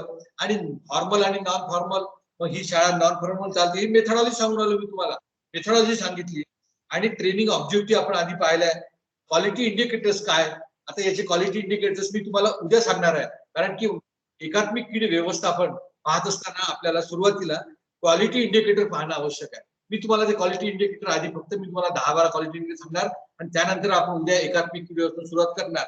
परंतु यामध्ये एक जे फार्मर्स फील्ड स्कूल मॅट्रिक्स ज्याला म्हणतात ते मॅट्रिक्स म्हणजे काय, किंवा असे म्हटलेलं आहे की करिक्युलम टाइम मॅट्रिक्स. आता जर नुसतं मॅट्रिक्स म्हटलं त्याच्यामध्ये सिलेबस आलं, पण करिक्युलम टाइम मॅट्रिक्स म्हटलं तर मग तुम्ही त्या सिलेबस मधल्या एका टॉपिकला किती वेळ देणार हे आलं, एका याच्यामधल्या किती वेळ देणार. आता हे एफएओ पासून जे दिलेलं होतं ते आता आपल्या जे गव्हर्नमेंट ऑफ इंडियाची जी आता मॅनेज संस्था हैदराबादची, त्या ठिकाणी मोठमोठे जे सायंटिस्ट लोक आहेत किंवा आपल्यामध्ये जे MSc झालेले BSc झालेले लोक आहेत यांना मॅट्रिक्सचा अर्थ समजला असेल. जे लोक आहेत त्यांना मॅट्रिक्सचा अर्थ समजला असेल. ज्यांना मॅट्रिक्स माहित आहे त्यांना विशेष म्हणजे चांगल्या पद्धतीने समजलं. पण आजच्याही घडीला जे लोक यामध्ये एक्सटेन्शन मध्ये काम करतात, उदाहरणार्थ मॅनेज सारख्या संस्थेमध्ये फार चांगल्या पद्धतीने जे लोक काम करून राहिले, किंवा आपल्या जर नवीन जी पोखरा योजना सुरू झाली यामध्ये आपल्याला सुरुवातीला हा सगळा प्रोग्राम मॅट्रिक्स मध्ये बसवावा लागला. मॅट्रिक्स मध्ये बसून विशेष करून शेतीशाळा, फार्मर्स, प्रोड्युसर कंपन्यांचं काम हे मॅट्रिक्स मध्ये बसून, म्हणजे मॅट्रिक्स म्हणजे काय की आपल्याला यातले टॉपिक्स, त्या टॉपिक्सला लागणारा वेळ आणि वेळ मिळून त्याच्यातल्या करिक्युलम, त्या टॉपिक्स मधल्या ऍक्टिव्हिटी काय, हे म्हणून याला असं म्हणतात की curriculum time matrix means that is the farmers field school. एवढं जरी मी जरी तुम्हाला आधी प्रिन्सिपल सांगितले, जरी आधी मी तुम्हाला व्याख्या सांगितली, जरी आधी तुम्हाला मी त्याची शेतीशाळा म्हणजे काय सांगितलं, त्यातले तुम्हाला पद्धत सांगितली, ते जरी असलं तरी हेही एक फार महत्वाचं आहे की यामध्ये देखील मॅडम गोरे का बंद करतो नाही चालू. तर त्याच्यामध्ये पण आपल्याला मॅट्रिक्स पाहिजे आणि हे मॅट्रिक्स पाहणं खूप महत्वाचं आहे. हा कन्सेप्ट आहे. हा कन्सेप्ट कसा, जसे मी तुम्हाला प्रत्येकाला सांगितले कन्सेप्ट मेन कन्सेप्ट डोक्यात ठेवले, पण शेतीशाळा म्हणजे काय तुम्हाला लक्षात येऊन जाईल. हा कन्सेप्ट आता असा आहे की यातल्या कन्सेप्ट करिक्युलम मधले फक्त आपण ठळक आपण 4 बाबी पाहणार आहोत. म्हणजे ऍटम सिलेबस मधलं जे आपण जे प्रकरण असतात ते प्रकरण ऍटम पाहणार आहोत. त्यातलं एक आपल्याला सायन्स विथ फार्मर, म्हणजे अगदी तुम्हाला सुरुवात सांगितलंय की FAP ची आवश्यकता का लागली, की आपल्याला IPM तंत्रज्ञान आहे, ते तंत्रज्ञान देत असताना आपल्याला तंत्रज्ञान आपण खूप दिलं पण त्याचं विज्ञान नाही दिलं. म्हणून आता आपण मॅट्रिक्स मध्ये आपण काय त्याचं एक केलं की सायन्स अँड फार्मर्स यांची कुठे सांगड घातली. कुठे सायन्स विथ फार्मर, कुठे सायन्स अँड फार्मर, कुठे फार्मर विथ सायन्स, अशा पद्धतीचा आपण एक त्याच्यात टाकलाय. मग हे सायन्स विथ फार्मर काय आहे की सायन्स विथ फार्मर हे अशी हे आहे कन्सेप्ट आहे की यामध्ये जो विषय अगदी मातीपासून, म्हणजे तुम्हाला एक शब्द सांगतो, अबायोटिक आणि बायोटिक, हे जे 2 शब्द आहे, हे जे या 2 शब्दांच्या अंतर्गत जे काय घडामोडी घडतात, ज्या काय ऍटम आहे याच्यामध्ये टेक्निकली, त्या सगळ्या या सायन्स विथ फार्मर मध्ये मोडतात. उदाहरणार्थ सूर्यापासून तापमान मिळतं, ढगापासून पाऊस मिळतं, हवामान आपल्याला, त्याच्यानंतर ह्युमिडिटी, त्याच्यानंतर ओलावा जमिनीतला, त्याच्यानंतर तुमच्या माती कशी तयार होते, मातीमधले घटक सजीव की निर्जीव, इथून तर आपल्या सीड निघेपर्यंत, पीक निघेपर्यंत जेवढे घटक इकोसिस्टीम मधले जे घटक आहेत, ज्या घटकापासून आपल्याला सीड टू सीड प्रोग्राम करायचा आहे आणि त्याच्यापासून आपल्याला काहीतरी उत्पन्न होणार आहे चांगलं, अशा घटकांचा अभ्यास हा प्रत्येक घटकामागे जे विज्ञान आहे ते विज्ञान आणि शेतकरी काय आहे हे आपल्याला या मॅट्रिक्स मध्ये बसवायचं. आता हे मॅट्रिक्स मध्ये बसत असताना मग एवढा मोठा असं वाटत असेल किती मोठा विषय आहे हा विषय बसत असताना मग याला जास्तीत जास्त वेळ द्यावा लागेल ना आपल्याला. मग जर का आपल्याला जास्तीत जास्त वेळ द्यायला तर आपण सुरुवातीला पाहिलं की पिकाच्या याच्यानुसार त्याची ड्युरेशन असतात. त्या ड्युरेशन मध्ये जर तो समजा 20 आठवड्याचा असेल तर निदान 20 आठवड्यामध्ये आपल्याला 20 आठवड्याचा, जर एका आठवड्याची 4 तासाची शेतीशाळा तर 20 आठवड्याची आपल्याला 4 तासामधले 2 तास, निदान 2 तास 50% जो आहे तो एवढा मोठ्या विषयासाठी द्यावा लागणार आपल्याला. की आणि बरं जर पूर्ण 4 तास जर देतो म्हटलं आपण तर शेतकरी कंटाळून जातील, आपणही कंटाळून जाऊ. आपल्या जरी ग्रास्पिंग पॉवर नसेल किंवा इलॅबोरेट करायची तेवढी पॉवर नाही आपल्याजवळ, तर ते आणि त्याला आपल्या टाइम बाउंड प्रोग्राम आहे. प्रत्येक वेळेला जर एक गोष्ट सांगितली तर एकच गोष्ट लक्षात राहणार आहे, म्हणून आपल्याला प्रत्येक वेळेला एकच गोष्ट आपल्याला सांगायची आहे, एकच ऍक्टिव्हिटी घ्यायची आहे. आपल्याला म्हणून हा सगळ्या गोष्टीचा या स्किल डेव्हलपमेंटचा विचार करून आपल्याला आपण याच्यामध्ये 4 तासाची जर शेतीशाळा शेतीशाळा म्हटली तर आपण 2 तास सायन्स विथ फार्मर घेणार आहोत. सायन्स विथ फार्मर मध्ये म्हणजे 50% म्हणजे 2 तास, म्हणजे 2 तासामध्ये जे आपलं आपण प्रिन्सिपल पाहिलं to conduct the regular field observation ते याच्यामध्ये आपण बसवणार. पाहता आलं म्हणजे कुठे त्याचा संबंध कसा बसवायचा हे लक्षात ठेवा. To grow the healthy crop आपण तो संबंध सायन्स विथ फार्मर मध्ये बसवणार आहे या 2 तासामध्ये. कन्झर्व द नॅचरल एनिमी त्याच्यातच बसवणार आहे आणि become expert farmers become expert ज्यावेळेला आपण ते याच्यात 4ही प्रिन्सिपल आपल्या याच्यात बसणार आहे. That is the farmers field school. मग हे कसे बसवतो आपण तर तुम्हाला सगळ्यांना माहिती आहे या 2 तासातला 1 तास आपण फक्त to take the regular field observation साठी देत असतो. द्यायला पाहिजे आणि द्यायला तसंच करायला पाहिजे. That is the farmers field school. शेतीशाळा काय आहे सगळ्यात जर बेस आहे तर तो आहे शेतीशाळा. मग शेतीशाळामध्ये जो 1 तास ऑब्झर्वेशन दिलं मग आता याच्यामध्ये तुम्ही म्हणा साहेब बाकीचे प्रिन्सिपल कसे आले. आता ऑब्झर्वेशन घेत असताना आपण काय तुमची कीड आली याच्यावर पाहतो तर कॉन्झर्व द नॅचरल एनिमी म्हणजे ते आपल्याला त्याच्यात आपलं डायव्हर्ट तिकडे झालो आपण. याच्यात जर आपले जर मित्र कीड असेल तर काय करायला पाहिजे काय नाही करायला पाहिजे. झालं सायन्स विथ फार्मर मध्ये आलं म्हणजेच जर त्याला जर ते शोधून भेटलं तर आपली मेथडॉलॉजी झाली म्हणजेच तो फक्त त्याचे तो एक्सपर्ट होईल शेतकरी याच्या डिसिजन घेण्यासाठी. तो शेतकरी एक्सपर्ट झाला म्हणजेच ते झालं. म्हणजे एकाला एक कसे पूरक आहे. म्हणून या मॅट्रिक्स मध्ये मी म्हणतो की आपल्याला सायन्स विथ फार्मर हे 50% आपल्याला घ्यायचं आहे म्हणून 50%. त्याच्यानंतर जो आता 2 तास जे आपले उरलेले आहे त्याच्यामध्ये की आपल्याला नाही तर ब्रेन स्टॉर्म आपल्या डोक्यामध्ये जर आपलं इतर कचरा असेल ना मग काहीच जात नाही बाकीच्या गोष्टी. मग तो कचरा बाहेर काढून टाकायचा डोक्यातला. आपण म्हणतो कचरा डोक्यातला बाहेर काढून. खूप विचार येतात मग विचार खूप असतात पण जे चांगले विचार कमी असतात वाईट विचार जास्त असतात. हे सायकोलॉजी सांगते आणि प्रत्येकाने अनुभव घेतलेला आहे. प्रत्येकाला घेत असतो आपण सगळेजण आपण. तर त्यावेळेला तो जो आहे तो खराब कचरा काढून टाकायचं काम एक ऍक्टिव्हिटी करते आपली. सगळ्यांना माहिती आहे म्हणजे चव्हाण साहेब फार चांगले करायचे. संतोष चव्हाण ग्रुप डायनॅमिक्स हा जीडी हो जीडी डोळे साहेबांना माहित आहे. तर फार चांगला आणि तो कचरा बाहेर काढायसाठी आणि चांगले विचार डोक्यात घुरण्यासाठी हा ग्रुप डायनॅमिक्स आपण जीडी तो आपण त्यालाही पण आपण काहीतरी ते 30 मिनिटाचा अवधी देत असतो. तो 30 मिनिटाचा अवधी देऊन उरलेल्या गोष्टीसाठी परत आपल्याला ऑर्गनायझेशन आणि मॅनेजमेंट स्किलसाठी म्हणजेच उदाहरणार्थ सायन्स अँड मॅट्रिक्स साठी इतक्या चांगल्या पद्धतीने हे शेतीशाळेचं जे मॅट्रिक्स आहे हे आपण या ठिकाणी राबवत असतो.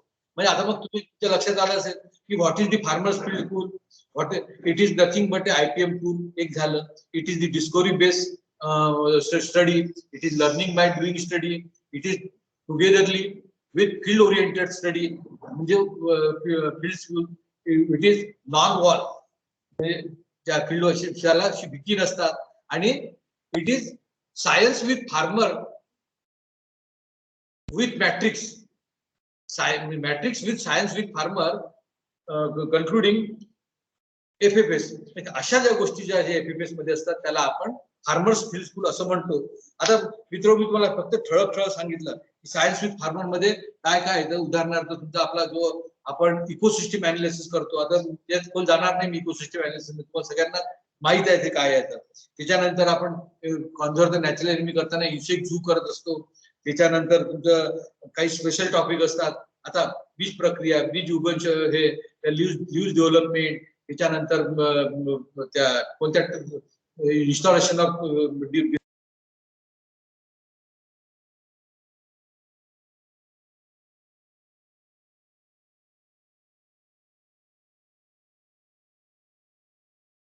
सर आवाज येत नाहीये. आवाज येत नाही सर. आवाज येऊ राहिला सर.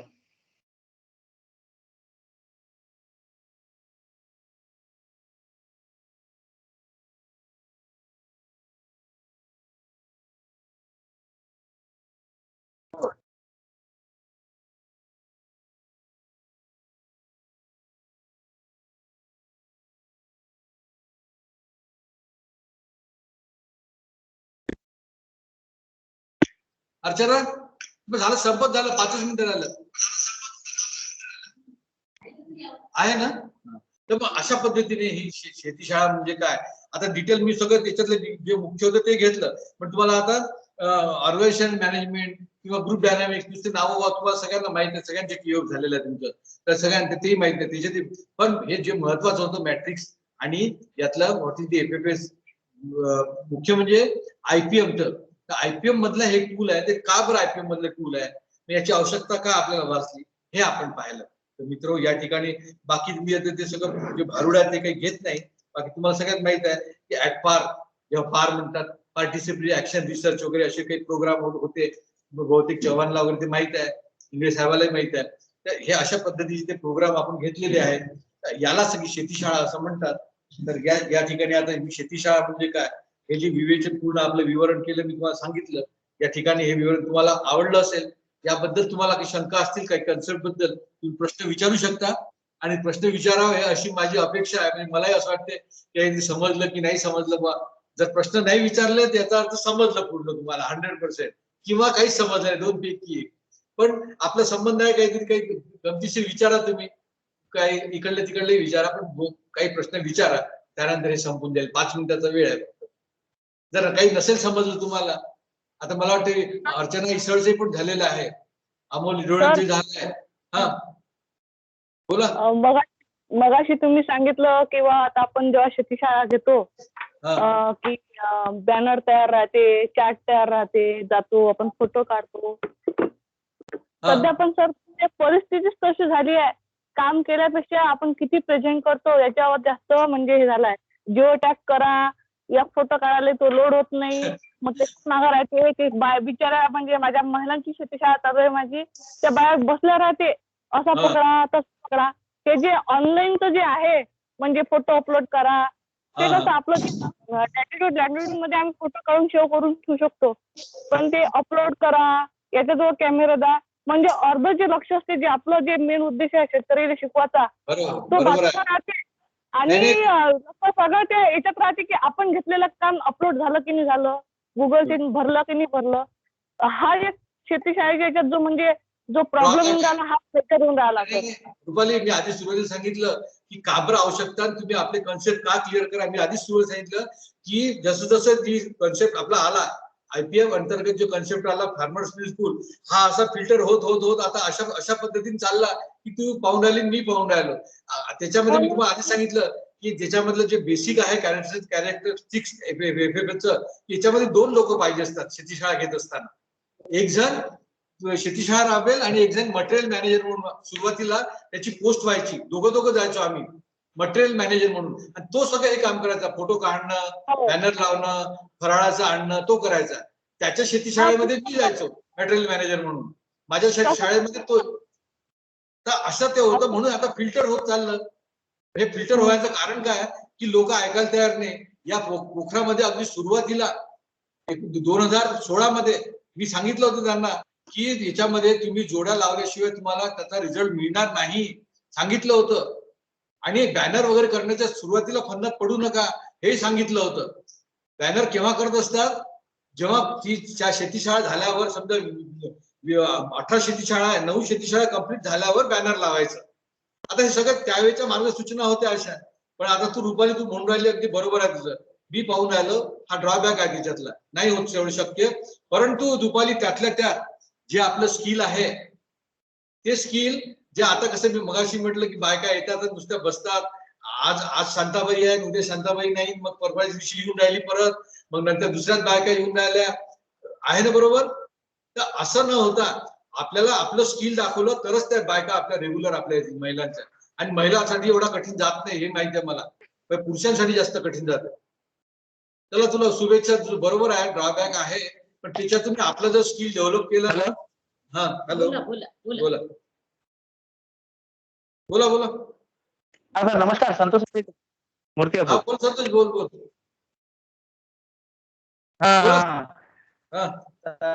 तुम्ही एवढं डिटेल मध्ये तुम्ही हे घेतलं सर की खरोखरच एक शिक्षण. आता पहिले अधिकारी कर्मचाऱ्याचं शिक्षण होत होतं सीझनच्या आधी, त्या खूप चांगलं तुम्ही आमचं दिमागातल्या काही गोष्टी आता अशी चालू आहे की सभा घ्या, कृषी संजीवनी सप्ताह आता संपलाय, पण हा. मी हा बोला बोला बोला ना.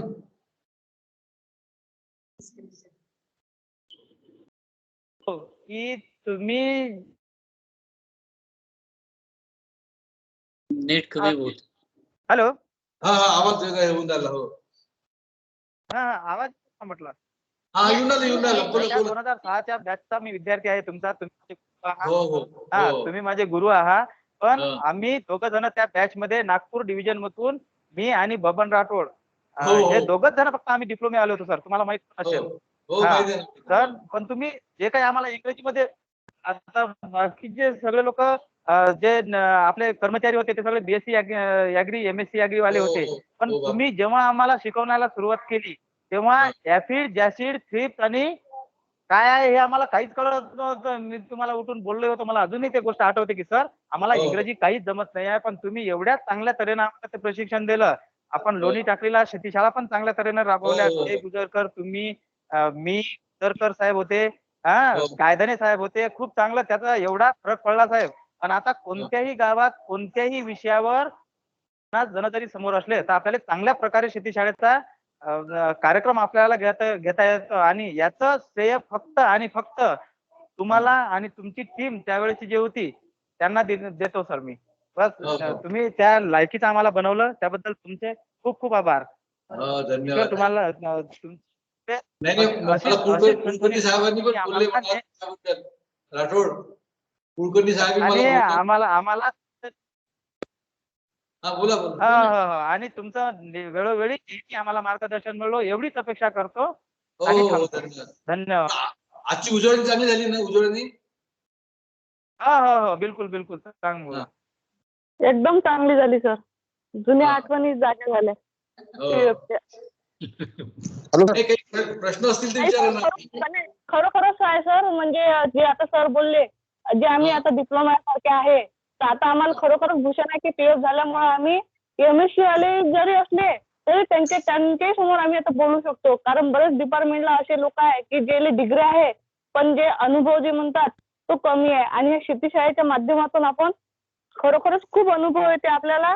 आणि स्टेज डेअरिंग येते आणि 4 लोकांसोबत आपण बोलण्याची आपल्यात ताकद राहते. आणि याला म्हणतात हेल्दी कॉम्पिटिशन. आणि हे पीएफ हेल्दी कॉम्पिटिशन.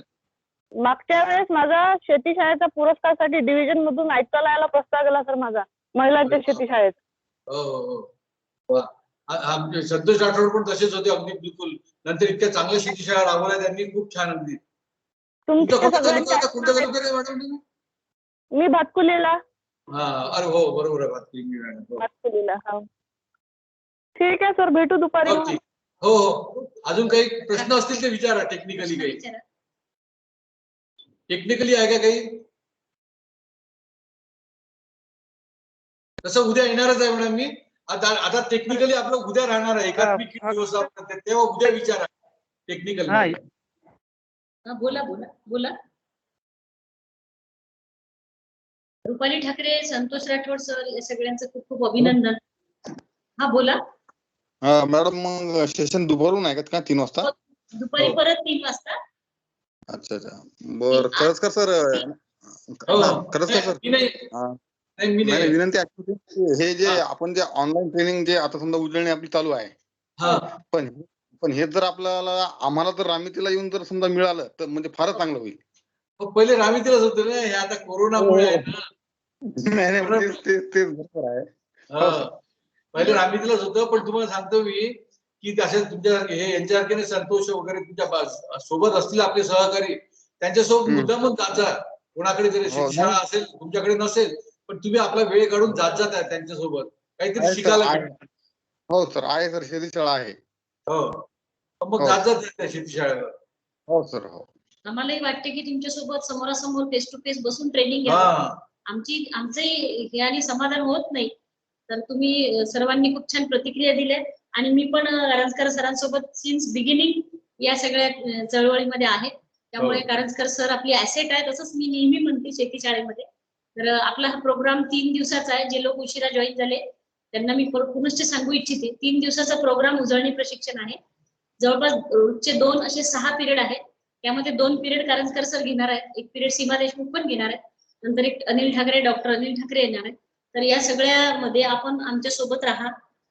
उद्या आता दुपारच्या सेशन मध्ये 3 वाजता कोल्हापूरचे शंकर माळी सर आपल्याला येणार आहेत आजच्या याच्यात. क्रॉपसॅप बद्दल सांगणार आहे. मुद्दाम शेतीशाळा मोनोटोनस न करता शेतीशाळा क्रॉपसॅप, कारण ह्या दोन्हीही प्रोग्राम हे उजळणी प्रशिक्षण आहे. आणि जे दुपारचे वक्ते आहेत त्यांना उद्या वेळ नव्हता, त्यामुळे त्यांना आज घेतलंय. तुम्ही सगळे फील्डचे लोक असल्यामुळे तुम्हाला शेतीशाळा क्रॉपसॅप ह्या एकत्रित प्रशिक्षण देण्याच्या आयुक्तालयांच्या सूचना आहेत. त्यामुळे आम्ही तसं प्लॅन केलंय. ऍक्च्युली सुरुवातीला असा प्लॅन होता की पूर्ण शेतीशाळा मग पूर्ण क्रॉपसॅप, परंतु श्री शंकर माळी जे आपल्या दुपारचे कोल्हापूरचे असिस्टंट डायरेक्टर आहेत रामेती कोल्हापूर, त्यांचं उद्या त्यांच्याकडे हे ऑर्गनायझेशन होतं म्हणून त्यांनी रिक्वेस्ट करून हा पिरियड आज घेतला. त्यामुळे थोडासा कार्यक्रमात बदल झाला, पण ठीक आहे, तुम्ही सगळे फील्डचे लोक आहात, तुम्हाला शेतीशाळा क्रॉपसॅप या सगळ्याची उजळणी द्यायची आहे, त्यामुळे तो कार्यक्रम तसा तयार केलाय. तर आपण आता उद्या आज दुपारी 3 वाजता परत भेटूया. तोपर्यंत मी तुम्हा सर्वांची रजा घेते. आपल्या कारंजकर सरांचं खूप खूप धन्यवाद की त्यांनी पुन्हा वेळात वेळ काढून त्याच उत्साहानं त्याच जोरात, ते हजारो ट्रेनिंग झाले मी त्यांना बघते, ते त्याच उत्साहात आपल्याशी बोलतात. तर तुम्हा सर्व पार्टिसिपंटचा प्रतिसाद दिल्याबद्दल रामेतीतर्फे आभार आणि कारंजकर सरांचे सुद्धा रामेतीतर्फे आभार. आपण 3 वाजता पुनश्च 3 वाजता शार्प जॉईन होऊ, कारण कोल्हापूरून सर आपल्याशी जुळणार आहेत. तर आम्ही तुम्हाला हीच लिंक आहे, पण परत एकदा रिमाइंडर म्हणून लिंक पाठवतोच दुपारी. तर आता तूर्त आपण हे प्रशिक्षण सत्र पहिलं आता इथे संपवूया. धन्यवाद. धन्यवाद.